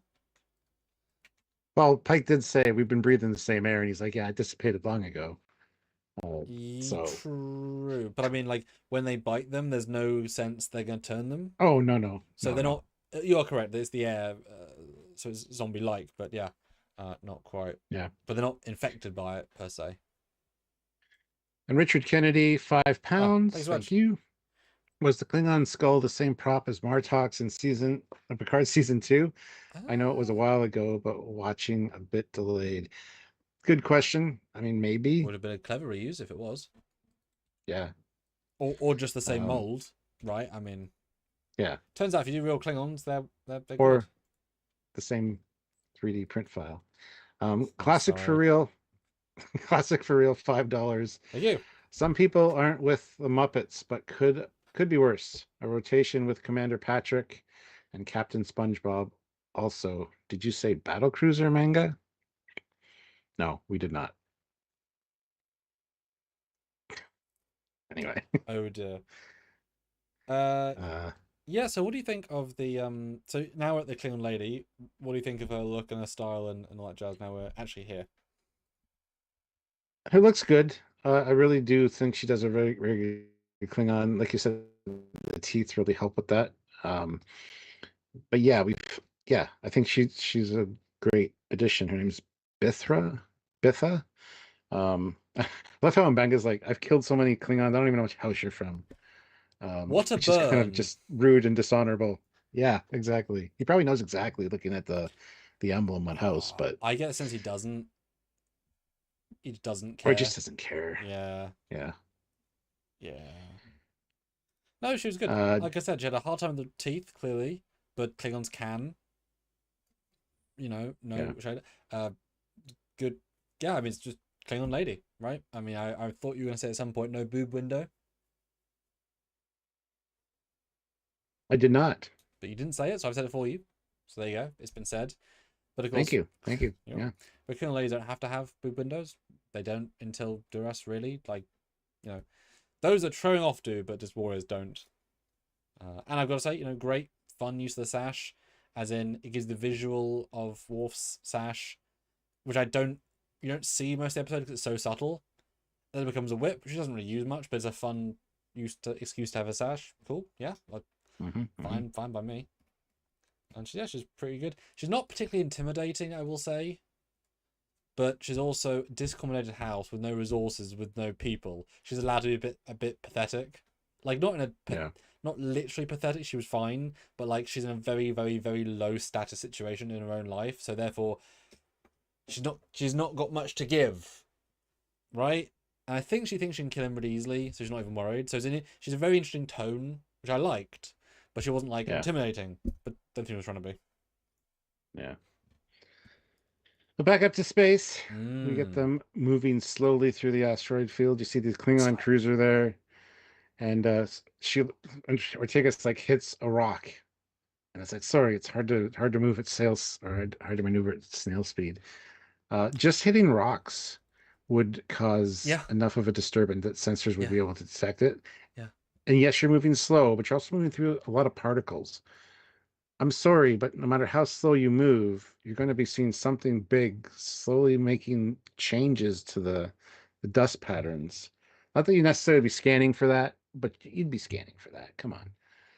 It's a conceit, I guess, but yeah, as soon as you hit shields, done. If you didn't hit shields, that thing is going to crack into the hull and cause massive internal damage, because the hull isn't designed to take asteroid hits. Slowly, fine, but like they do bounce off that. They literally move past that as a concept, and they shouldn't have even bothered. Right? And also, if the shields aren't up, microasteroids are also going to go straight through them and kill them. So the shields are up, which means they're going to be detected. Again, we're not thinking about the plot holes of their logic. It's fine. Yeah. But then things go bad, Stuart, and I can't remember why, but they've got to be even slower to be fine. And now 6 hours, now a third slower. Oh. Yeah, because Spock detects frozen volatiles forming behind them. So they have to reduce speed, which increases the time from 4 hours to 6 hours. And which is a bit wild. Yeah, Ortegas ain't happy about that. But I am happy about the flyby, the D7. Great shot, nice tension, looks great. It's a weird shot of it flying by, but it looks great. Although given how it does look great. Although given how small these ships are, relatively speaking, the Enterprise, they are flying right next to that ship. To see it that close, it is like a 30-second shuttle ride, right? To see it. Why are you flying right next to it, guys? Come on. Asking for trouble, I guess. Classic for real, $2. She's got a cute face, no boob window needed. There you go. YouTube censor. There Classic you go. approved. And Sussy Guru says €5. They say they are 100 kilometers away from the battle cruiser, and then they show them 100 meters away from them. I don't think they understand metric. Well. Yeah, I've done loads of space shots where the actual scaling looks terrible, as in both for ships and for distance, because as soon as you get past a certain point, they become this. Yes, if that. Yeah, you know, so it's a common problem, and it's a problem of their own making, of course. But yeah, to get the one shot where they see the ship, you have to be that close. So I commend being about that close. But yeah, like, guys, fly around them to lessen risk. Yeah. But then Ortega's does a thing. She forces the hand. I wonder if she doesn't think she'll get caught, or if she doesn't care. What do you think? Probably both. And as she's probably has the excuse in mind, like, yeah, I must have slipped, which she does use later. I love how Luna's like, I'd expect that from any other helm officer, but not you. It's like, well, really? So yeah, yeah, I think it was the only way to get her plan into action. So yeah, I probably would have gone slower speed, but like actually like hit one of the larger things by mistake. But then that makes you a really bad pilot. So I don't know. That rock came out of nowhere. It was stationary. Yeah, I've nowhere. Oh, I accidentally hit the fire phaser button. They'll definitely detect that. Big. Oh no. Yeah. But in fairness to her, like it's 1% or point what is like such a, like yeah.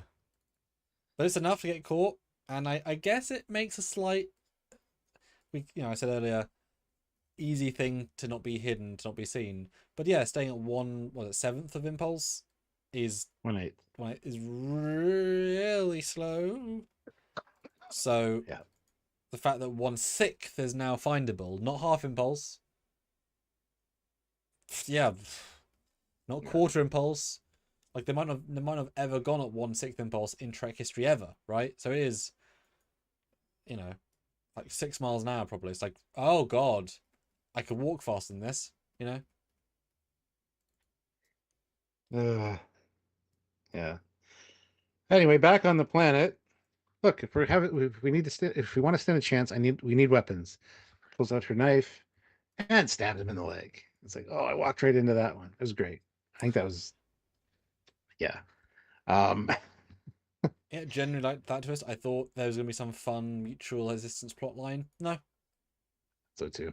Yeah. I thought they were gonna she's gonna bring out a second disruptor, hand it to him, and a third disruptor, hand it to like have some fun joke about that and say, we will work together until we die or whatever. We live together, we die together. Yeah. But no, but I kept on focus, so I appreciate that. Yeah. Sussy Guru, €5. Thanks much. What's your prediction? Does Ortegas have a Gorn conscience inside of her, or was it just a representation of PTSD? Maybe it's just a representation of the PTSD. Oh yeah, we haven't handled it yet. Because she was just in the tubes being digested, essentially. She didn't have anything implanted in her, so she's not doing a Patel. So unless they did and they didn't tell us. That could be, yeah. And you can't say it wasn't hinted because we literally saw one. But no, I think it's PTSD, which I could have come into play this week. But well, I think just her rebellious nature right now is that coming in. But there was no pain. There was the emotions we saw. No. So it was a different thing, which I agree. It makes sense. But like, I'm surprised we didn't. We could have seen something. But no,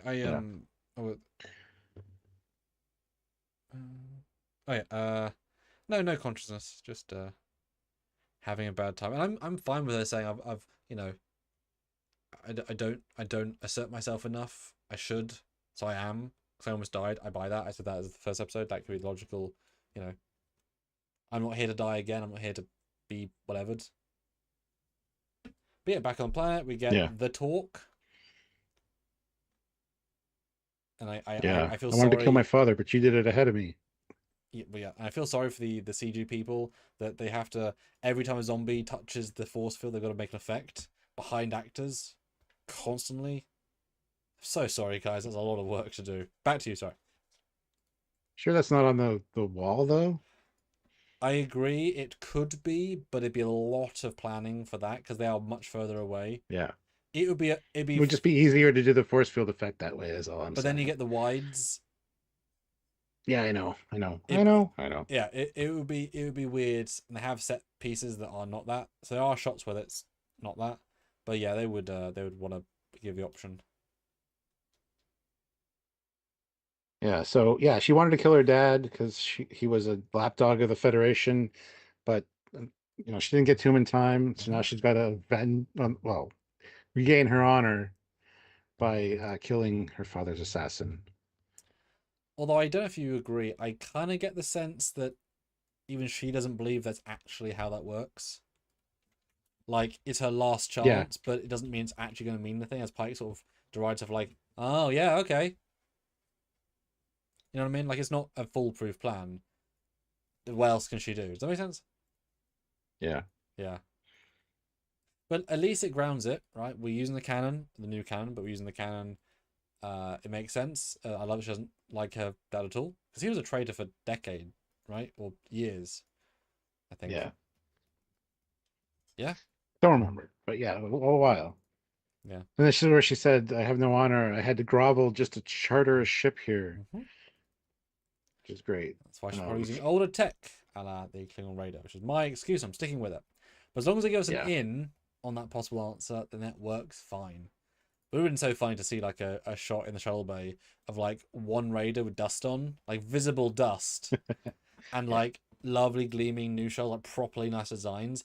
And the Klingon captain's like, "You will take that one." But that is a Raider from the war. Yes. And it's partially damaged. It has weapons. One-use weapons. Well, you are going to kill them, you don't care. And they get in, it's like punch. Like a barely, Millennium Falcon sound effect. Yeah, like they could, there's things they could have done that would be really funny, but like, yeah. Different episode. But Pike jumps in and says, "Look, he killed himself in self-defense." And does this human speak the truth? And then she grabs Pike and puts a knife to his throat. A nice new Targ as well. Quite a nice redesign. That's not new. I think that's new to this episode. Yeah, it's good. But yeah, she demands the truth, and then we cut back to the Enterprise. But can he handle the truth? Sure. Yeah. Yeah. Well, I feel like you would. Well, no. Would you care if the fact that he killed him in cold blood or self-defense shouldn't matter per se, right? A kill is still a kill. Yeah. Like, not that much matter. But I guess knowing the truth is obviously important. But yeah, back to the planet. Klingons are now alerted. It's bad times. We've got no other option. There we go. Yeah. Should we raise shields? No, that'll send the wrong message. How many times have we heard that before? Anyway. And also, you're both in illegal space, both doing illegal things, both with crews on the planet. What wrong message? Well, yeah, she did say to just tell them we're on a rescue mission. True. We're not here to violate the treaty. We're on a rescue mission. But yeah. And Artigas jumps in again. Why are we pussyfooting around with these guys? Let's get out of here. Yeah. So we could be there and back in under 10 minutes. Una calls her out. It's like, finish your thought. And you thought it was important to tell me that in the middle of executing. Yeah. In the middle of executing orders.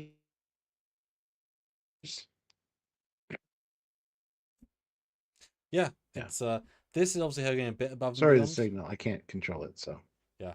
This one's getting a bit above and beyond for her, you know, saying things, but that's more the next thing. But yeah, back to the planet, and Benga says the truth, and he's damn calm about it. Which I think is very intentional. Like, he's not letting the monster. He's actually trying to be a recovering murderholic, so he won't get angry about it. Thank you. Murderholic. Thank you. But it does feel like he's mega trying, and yet there's still that little bit of, I kill you too, bitch, if I have to. So it's a very interesting. I would love to know what the direction was, because it's so specific. He could have gone feral. He could have been a really intense fight, and it really isn't. Yeah. It's interesting. Well, it is, because he says, I brought out the monster, and I'll bring out the monster again if I have to. Like, I will kill you, not think twice about it. So yeah. But he's giving a lot of rope to be a bitch before he goes that far, which I appreciate. Right, it works. Does he? Yeah. He says, I lied to protect the monster inside me, to Pike, I think, and then she throws Pike down. Yeah. And throws him a blade. Pick up the blade. Yeah. Blade with your friend's blood in it. Good stuff. And then a very unique ritual not seen before, making them fight in a designated space, which is holding onto, or being, a piece of ceremonial cloth, which is interesting. That's new. Makes sense though. Keeps it very intimate. Yeah, it's a fighting. It's I forget what it's called. Texas rope something. But yeah, it's not a great hand-to-hand fight, but it's fine. I think it's more the lighting lets it down. It's just, again, all shades of grey. And in theory, she should be significantly stronger than him, like significantly, and she is not in this fight. She is absolutely not, But it's hard to fight Klingons, but, and he's a doctor. He shouldn't be that. It's a classic trope, right? It's not. He's also trained as a special ops guy. Jesus Christ. But also, he should, in theory, be rusty because he's a doctor 9.9 days out of 10, and she's a trained for. It's not, again, it's not great, but he has to win. It's not bad. It's just not particularly compelling, right? Just convenient that the knife gets stuck in the control for the force field. I missed that both times. I missed it the first time. Saw it the second and third time. Yeah, I just thought it was time to go. Yeah. But yeah, I mean, the fight scene's all right. It's nothing, like you said, nothing special. But and then he could kill her. He doesn't, and she's like, "No, you can't forfeit." He's like, "Too late." Weirdly, I was more impressed by the fact that you look at the sky, because that's an LED wall. He's looking right up. Like, this thing isn't always full 360, so I'm assuming that's a roto over his head. Small thing, but maybe, yeah. And for Klingon herself, all I thought was, like, he knows this is more dishonorable to let her live, so he's insulting her actively. Like, what else can he do? But, like, he knows he's doubling the insult. To kill her dad, to choose not to kill her, she has even less honor now, right? It's honorable to die in a fight, but again, he's such a calm guy that does not come across. But we know. But it's like, she has less -10 honor, which, boy, I buy, because if she's committing suicide to have on, like, what a bold choice. But if she has -10 honor, then, like, yeah, I mean, what, right? Yeah. Yeah. Then back to the Enterprise. We're at warp. What? And then how long till entry? 4 seconds. What? Yep. Nope. It's such a long warp effect for where they were. It's just ridiculous. And they're also not even in the atmosphere yet. They're still, like, I thought they were going to warp into actually, like, the cloud layer, which would have been horrendously crazy. But, like, they're not even. That's what I thought too. But they're, like, well above their in standard atmosphere. They were basically there anyway. Yeah. It's a. Someone in our other review chat said, and I would like this if there were one line saying, "We've got to warp out of system to have the time to warp back in, because the math doesn't math." And have the calculations work, yeah. Exactly. And so there's a great scene where, like, they warp out, drop out, do a 180 turn, back in, and then you see on the screen, the zipping in, because warp is very fast, even at low warp. So it's a dumb scene. I don't think the director knew quite time. I mean, how could they for the rest of the episodes, right? warp is a power of plot, but I would have loved to have seen personally like you see the planet, it's almost a full view screen, and you have that tension moment. Ortega says, or Una says, "How long warp is it going to be?" And Ortega says, 1.1 seconds. And it's like, and that's going to be like scraping. And Una's like, can you turn it off in time? She's like, I can, because I got fast responses, because like the computer can't handle it, because 1.5 seconds they're dead, which also seems silly, but like fine, which is great. Presses it instantly, like the thing goes down, up, down, and she's like so intense, and like that would have been great, but there's zero tension the way they play it, like none, and it should have been an amazing scene, and I would have been fine if it literally gone into the atmosphere, and there was a fireball, and it was like shields down to 7%, and it's like risk everything. But it doesn't pay off. After they get past the non-payoff, it has a good scene, but like, again, no missed opportunity, right? But all that being said, this shot of it entering the atmosphere invokes Star Trek 3, invokes Generations, and it's a beautiful shot of the Enterprise. Yeah, it's wonderful. You see the shield, you see the atmospheric flare up. Yeah, going through, they really linger. It's exactly what a shot should be, all the clouds. I would love to have seen after this them flying in the atmosphere without the burning, because obviously once you reach a certain point, you'll be fine. And recreate it, Return to Yesterday, because it can go in the atmosphere. It's absolutely fine to. Would have been nice to go over and like looks up and like an in atmosphere shot, which we do have technically, but it's being burning. Would have been nice to see another shot. No, I agree. Yeah, but it is a very well done shot. Then the zombies start coming through the force field, and you get some zombie scuffle, and Pike manages to kill one, and then Bunga's like, "You got one. You're keeping score." That's great. Although they again hurt their structure, because the force field goes down, but only like 2 get in, and they can hand fight them, and then it goes back up again, I guess. It looks like one section of the force field goes down instead of the whole thing, and then it kind of goes up and flickers on and off, I guess, because there's not a lot swarming it. And they hand fight them, even though they clearly showed earlier they're so vicious. Again, they've set themselves into a corner. They can't. It's not well done, right? It's relatively poor, and they're joking, but it's not well done, this scene. Yeah. At least she stamps a guy's head, which is great. At least. Oh, that's great. Yeah, that effect's cool. But yeah, Pike's like, we work together, we get out of here, get to the shuttle, and she's like, pulls out her whip, pulls out her gun. Yeah, and then this line too, the choke on me, is from zombie movie as well. But yeah, you filthy tards. I don't know why the zombies would be attracted to a gunfire. They weren't other times, it felt like.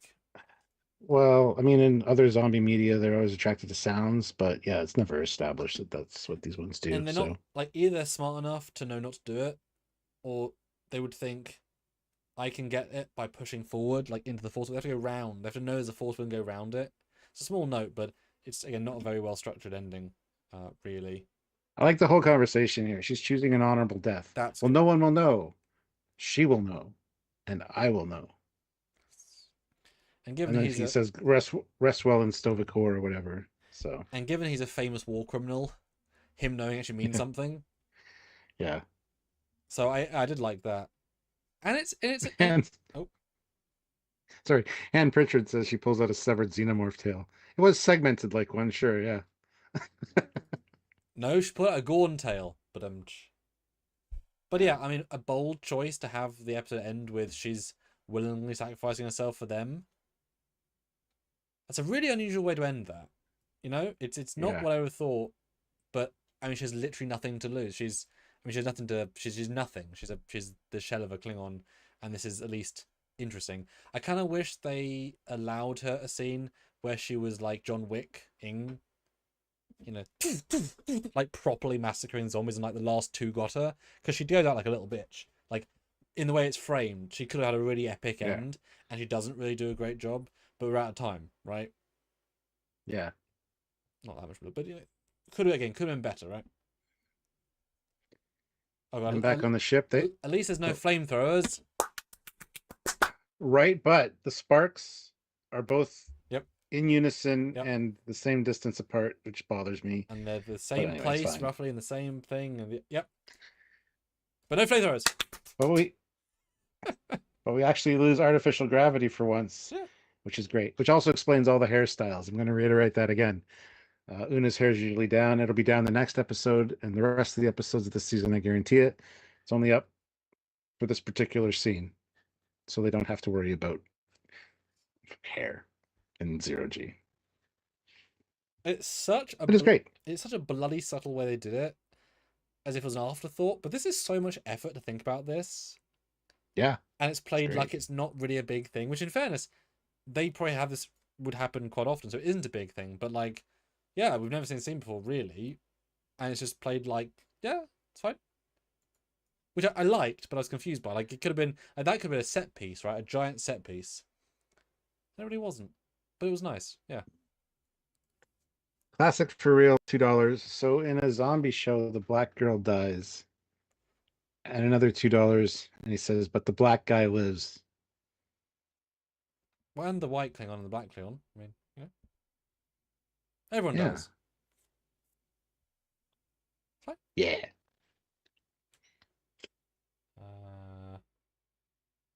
Do you think they copied Archer's and Shroud's terminal fight accidentally? No, I didn't remember what happened.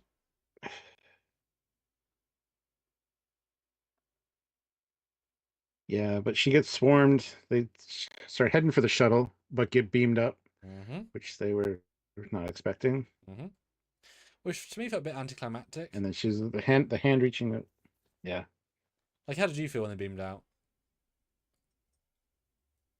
It's exactly anticlimactic. Like, there's no big deal made of it. Yeah. Meanwhile, the Enterprise is risking all this. I don't know. I think it's fine. They just need to wrap up the episode. So. Yeah, it would have been nice. I mean, I've said that a few times for different things.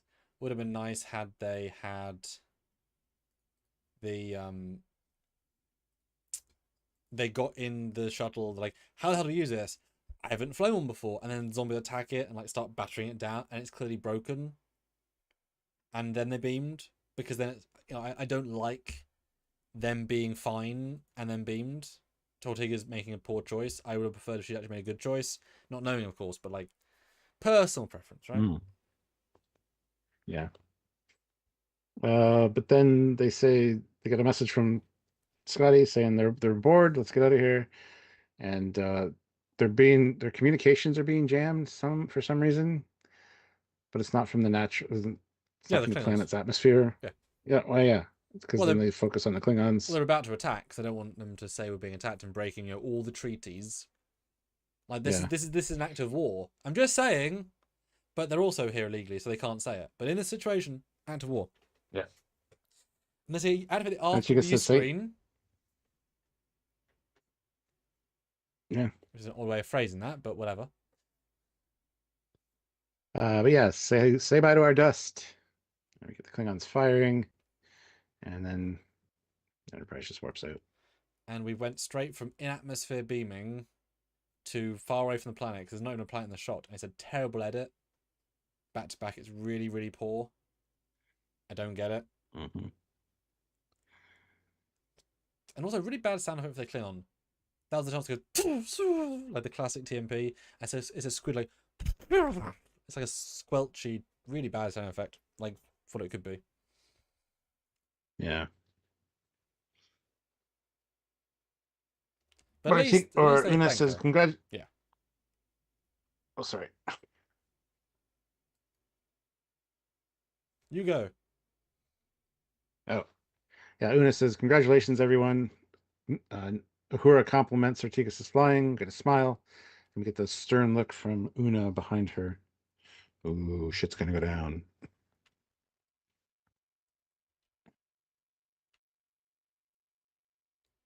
Yes. We get our captain's log. Spock's working on the new treatment, and no idea what the effects on her will be after this. Great suit again. I'm gonna say it again. Great suit version. It is fantastic. Yeah. Top marks. Mm-hmm. And then we get a very honest conversation where he was right at the start, and Bing gets away with stuff. Yeah. It's a great conversation, though. But yeah, the whole mission wasn't on the book, so I've got nothing to report. It's like, okay. But you would know. And I would know. Yeah. Oh, imagine if they'd call that line already. But I murdered him, yes, but you'll know, I will know. You said that to the Klingon, yes.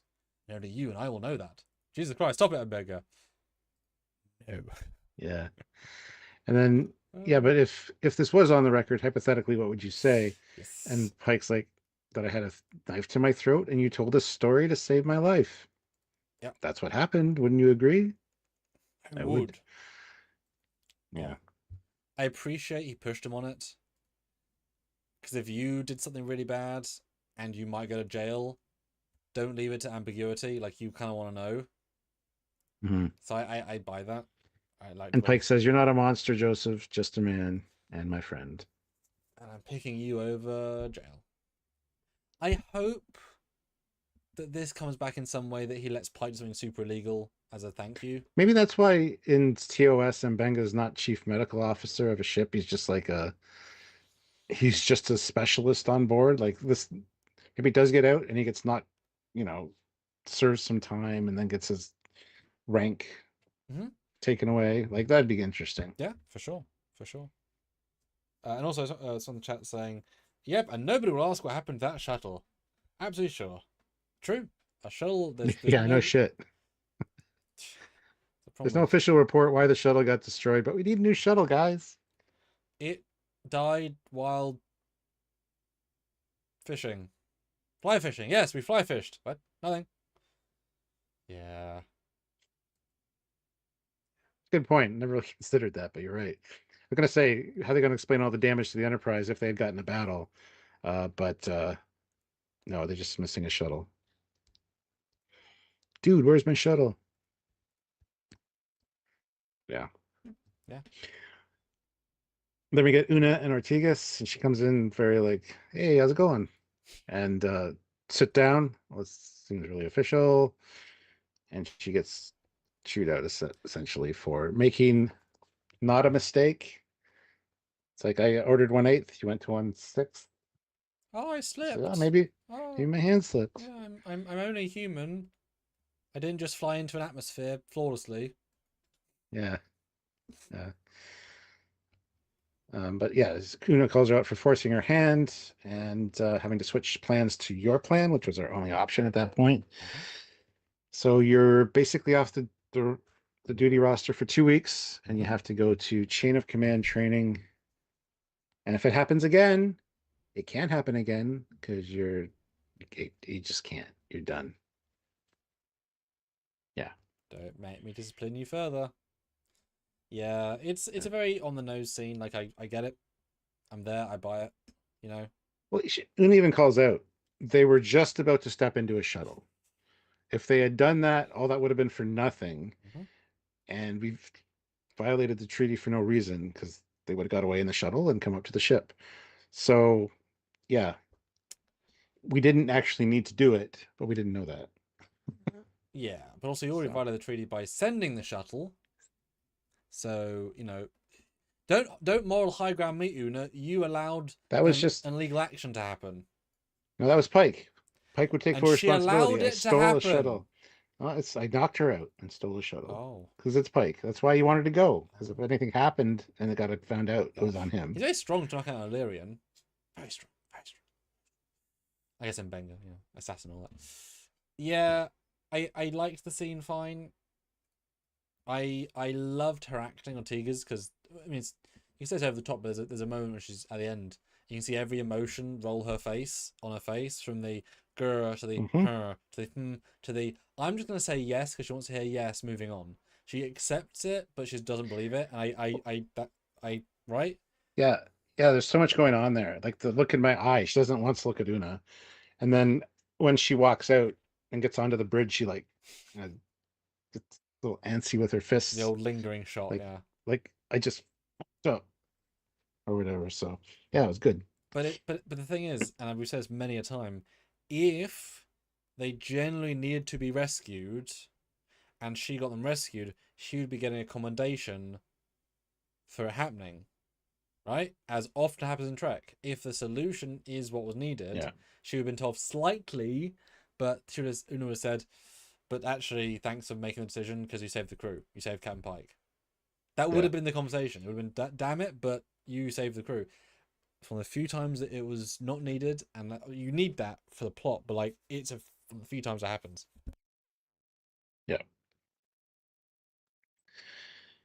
Then we get the Pike and Battelle scene. Although it's a little bit odd, actually. Sorry, just back to back to have Pike being, I'll accept your murder lying, and then the reverse, I'll not accept your pie. Like that's kind of funny to have two scenes back to back with sort of hard discipline and it's fine.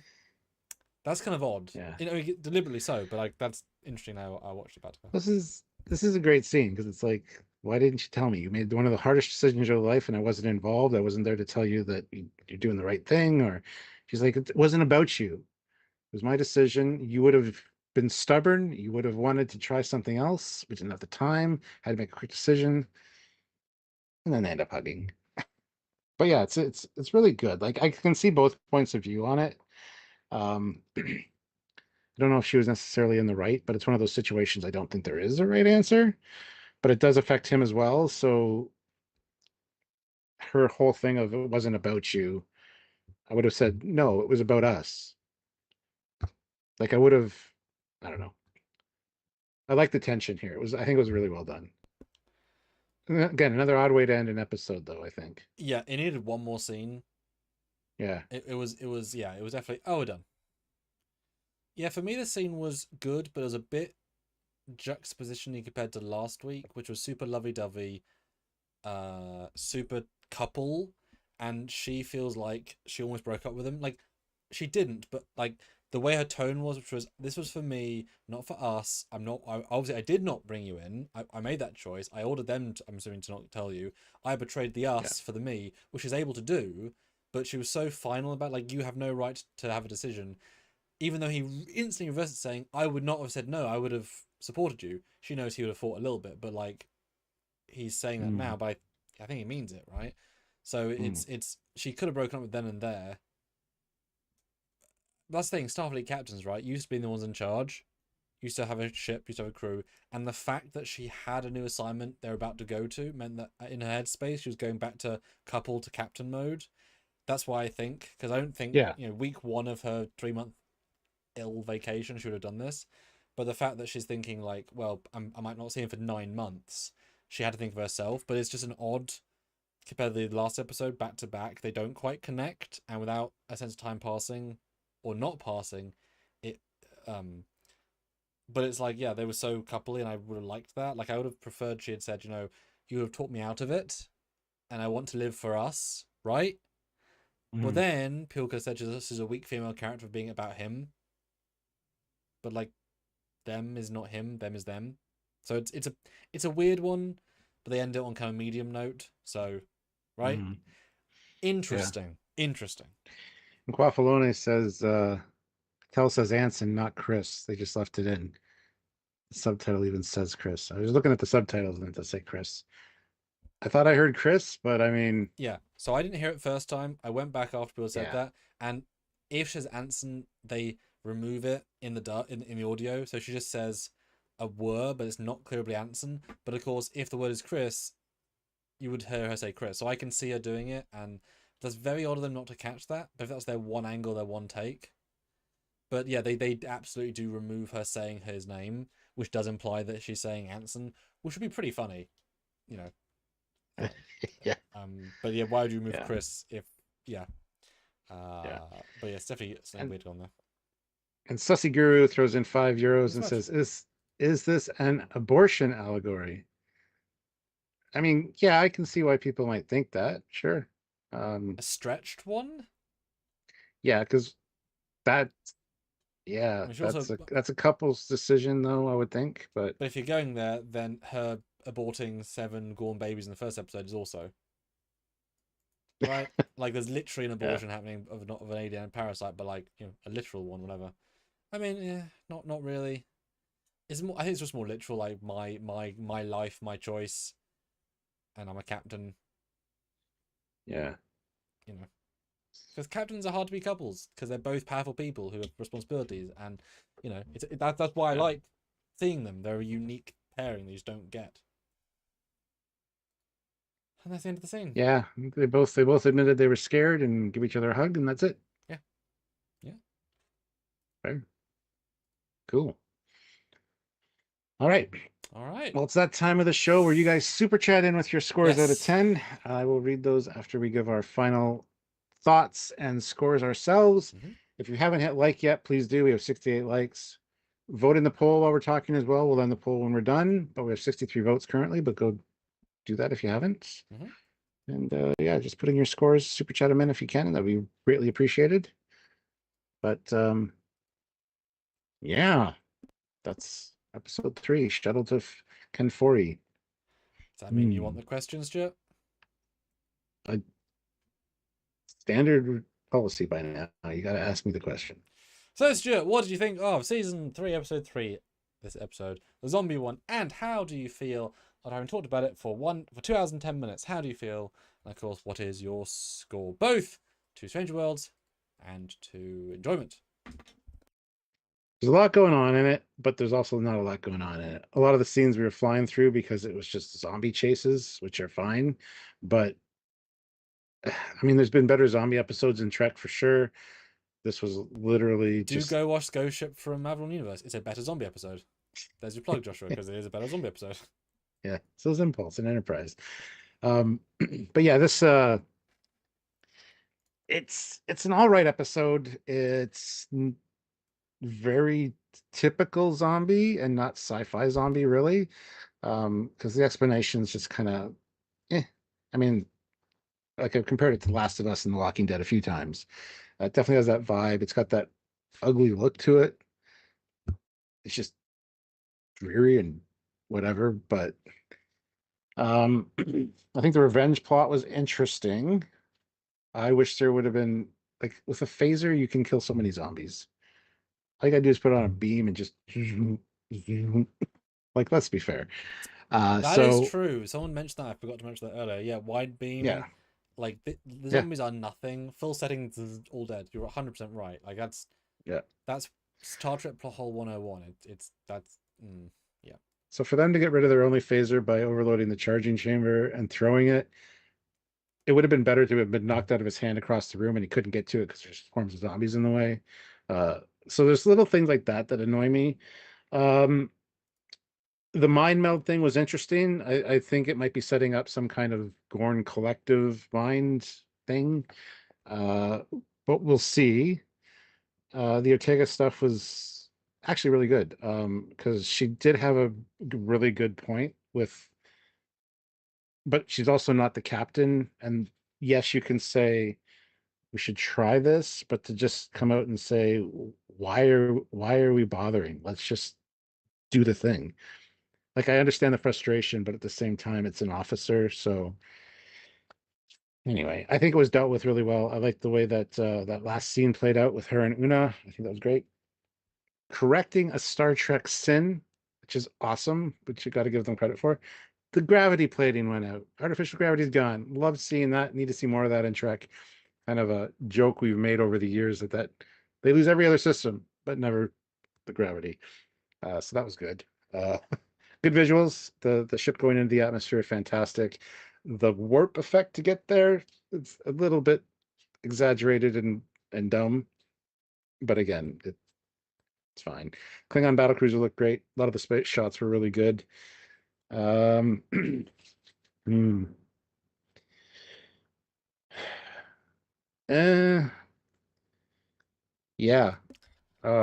Score time. Can I interrupt you for 1 second while I sort Try the new Airwick Advanced here? Just yeah. Guys, could you all do me a favor right now? It'll help the YouTube algorithm. Could you go and watch? Could you? This is our today's video bonus one, the watch review that I did about a very great watch. It's got 24 likes. There's 66 of you here.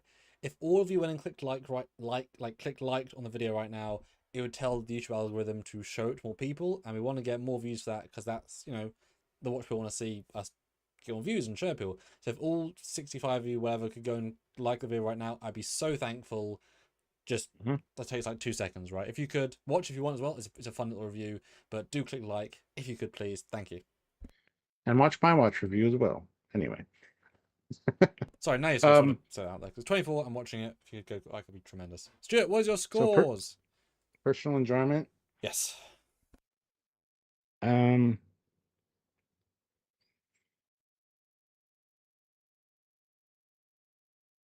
give it a 7. Straight 7 out of 10. For all Strange New Worlds, some good character moments, but they're bogged down by some draggy elements as well as some conveniences. And 6.7 for all those Strange New Worlds. Yeah, it's like you said earlier, it's not one that I really will go out of my way to watch again. But like when if we're doing all the horror episodes of Star Trek, it's going to come up on the list, right? Because it's a thing. So anyway, that's my 2 scores. Yeah. How about what do you want to say? I thought you were going to surprise me and say, oh, all those things, but I still like it. 8.2. Like, I thought you were going to be more generous than No. your tone suggests. So I'm like, okay. Yeah. Well, just taking into account what you said earlier, it is the weakest of the 3 so far. Not based on your scores, though. What's lower? The first one? Yeah. Not by a lot, but by enough. But we don't bias you with things. That was your gut reaction, right? So that was, we don't... Yeah. Not by a lot, but yeah. No, he's going to cheat. He's all scores in front of him. So but it's not cheating if it's every time, is it? It's just my standard, right? Sure. All right. Well, what do you think about this episode? And after having talked about it with our audience and with me, has anything changed for you? And final scores for Stuart, final chats for me, and click like on the watch video if you can. Yeah, it is, again, very medium. It is not much in it I would rewatch. I would love to have seen the A plot be the A plot and very little B and C. It's an ensemble show, and they gave a nice broad spectrum. Everyone got something, even the ensign, the new medical guy. I get it. But by doing so, it really made it breadth, not depth. And they had good concepts that were not done well, as in like as well as they could have. And there's as we looked at this review, many contrived plot elements that are a problem that I wish they didn't do because they're just there for plot. Losing disruptor, phaser, things that like a third draft you'd say, is there a better way we could do that that makes more sense? There is, and then rewrite it. And that's classic script writing. I'm maybe because it's a zombie trope, they thought we can get away with weaker storytelling because it's a zombie episode, but it is only half a zombie episode, so it doesn't quite have that. Like if it was all zombies and it became more camp or more what does Mike say, schlock, like, but it wasn't. It was everything, so it kind of didn't do any of the things. The acting was fine, not brilliant actually. I would say across the board, it was fine. Ortega's was the best. Number 1, I think, was less good than she normally is. I think she generally was not great. She was fine, but not great. Pike was too jokey for the situation, I think. And Benga was more on point. Klingon Raider was good, not great, but good. Good Klingon tech, apart from the Raider. I would not watch the third time, personally. There's nothing in it I would watch it the third time for. I would watch Trelane again for fun. I would not watch this again for fun. And I might watch the first one again just to be annoyed at it. You know, like the end. Yeah. But I like your scores because in my head I was only 7s. I thought you were gonna go 8 and we got a little disagreement, but I could not go higher than in the 7s for this. It is like so in the 7 for me, and that's like being like positive thinking. So yeah, enjoyment. Yeah, I don't copy you though, because you were right there in the scores. Oh god. Yeah, I gotta go 7. You can cheat off my paper. You can use the same scores because it's higher than a 6, but 7.1 feels a bit like it's a 7, and 7 is still a good score, right? Yes, it's just a lot of room to improve. All Strange New Worlds is tricky because a lot of episodes are much better and even more interesting. Like it's not even that interesting. Oh, I'll go 6.9. I'll go just under. But yeah, right near you score wise. Yeah. Yeah. Okay. Yeah. Damn. Okay. Oh, we only got one super chat score. That's from Sussy Guru. Okay. £5 or €5. Sorry, you still have the option to throw in a super chat score, guys. Like it gets the captain reading it out for you. Like 9 away from a goal. Yeah, Sesagiro gives it a 6.5 out of 10. Okay. So, yeah, interesting. Yeah, I wonder what I think. And the poll is currently, which has really shifted as the live has gone on, which I'm interested about. What's your favorite? Hello, this is Commander Coffee. What's your favorite episode of the 3 so far? Gorn, Trelane, or this one? This one was never winning at any point, but originally the Gorn was winning, and it shifted to the Trelane winning by 2%. But yeah, this is that's interesting. So 69 votes, yeah. Yeah, that's quite telling. But what I expected, to be honest. Like, if you don't care about the plot holes, episode 1's more exciting. So I get it. Right, non-subscribe scores. Let's see what you guys say. And you've now got a minute to put your score in as well. I would love to know what you guys think, because we were, mid on it. Right, we've got Anton, yeah, 6 out of 10. Oh gosh, Quan Flow 0 out of 10, which I have my own super chat. That's okay, as long as you say hi. We want the interaction, but 0 out of 10 is a bad episode. BG Turin 6.5, Stanley's 6. Wow, Phoenix 6. Gosh, we were too generous, Stuart. This never happens. We're always too low compared to the average, like normally. Troy 6, Han 6, D 5.5. Oh my god, Stuart. Do we love it? I don't know. Fuck. D Tosk 5.5, Hypno 6 out of 10. Too much going on. The depth was lost. Project 6.7. Aussie though gives it 9.3. Mum gives it a 9.4. So they are the seeding people. Donnie of course gives it 11 out of 10. This is one of his favourite episodes of all Trek. I give it 9. Oh, he hated it. Oh shit. What?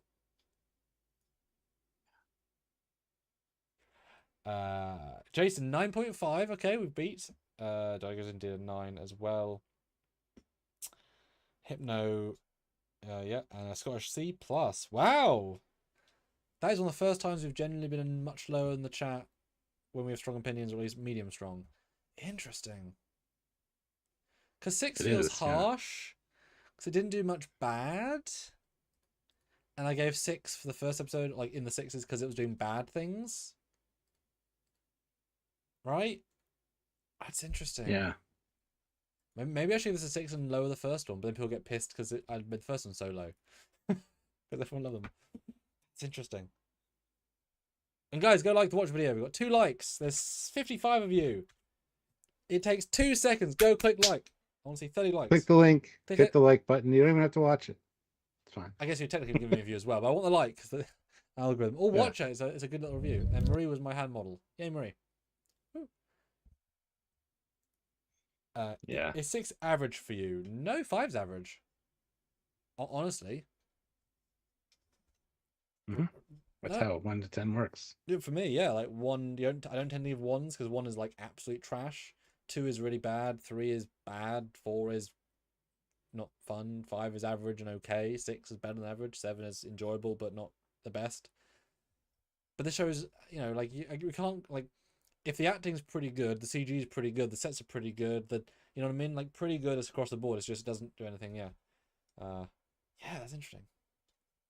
I think just bad things tend to bring me down more than average, Like, like, giant plot hole that breaks it will do, like, a whole point down, but average will, like, go up.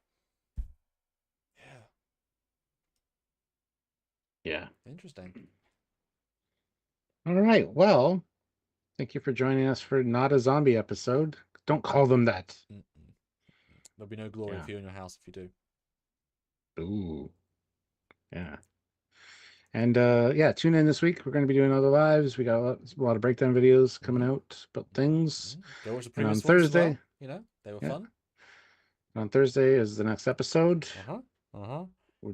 And check out my first reaction live at 9 p.m. Eastern Standard Time Thursday night.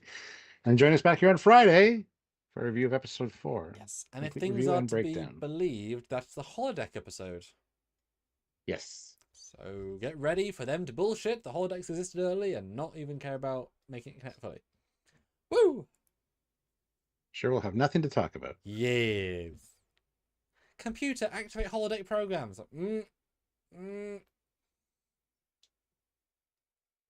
Yeah. They better say environmental simulator and tell the audience that they can't smell or taste. They better give it bloody limitations, like properly garbage limitations. They better do that. And that better be part of the plot. Like I would love if the fact that they'd say at the end, like, we could have caught the criminal if we could only like smell the scene and know, or like taste the drink, like, you know what I mean? If only the tech was better, we could solve it in 2 seconds. Perfect. It's just a projection. Sussy Guru, €5. I will say that my grading scale is more school grading aligned, where 7 out of 10 is a C or B minus. Yeah, it's a C. Yeah. It's a solid C, C plus, C minus. It'd be interesting to go back and see what was their worst episode. Because nothing springs out as being their worst. Like actually bad. I wasn't a fan of a few of them, like this assassination one, But the acting was great for the Klingon, though. Like, there's still good bits in it. Yeah, there's good bits in all. That's what I mean. Like, what's the baddest episode? Like, notably bad. Chapel and Manga on the MASH episode. Or the hospital. Yeah. But that's just a war episode that I don't enjoy. It's like the Siege of AR, whatever the fuck it is. Yeah. A Hypno, I can ignore plot holes if the episode was entertaining, though. Yeah, but as a writer, I get more sad because you write plot holes in by not seeing them take them out. That's an entirely plot writer issue. I work really hard on plot holes in my stories, like really hard. To the point that people might call them out and say, this is the explanation. I thought it through. It's like, you know how hard we had to work for your film to like make it make sense that you fight a house Gorkon ship early? Yeah. Like there had to be a string of logic for it to make sense, right? Oh, classic. Oh, I didn't say we got us past our goal. Wait, we got past our goal, Stuart.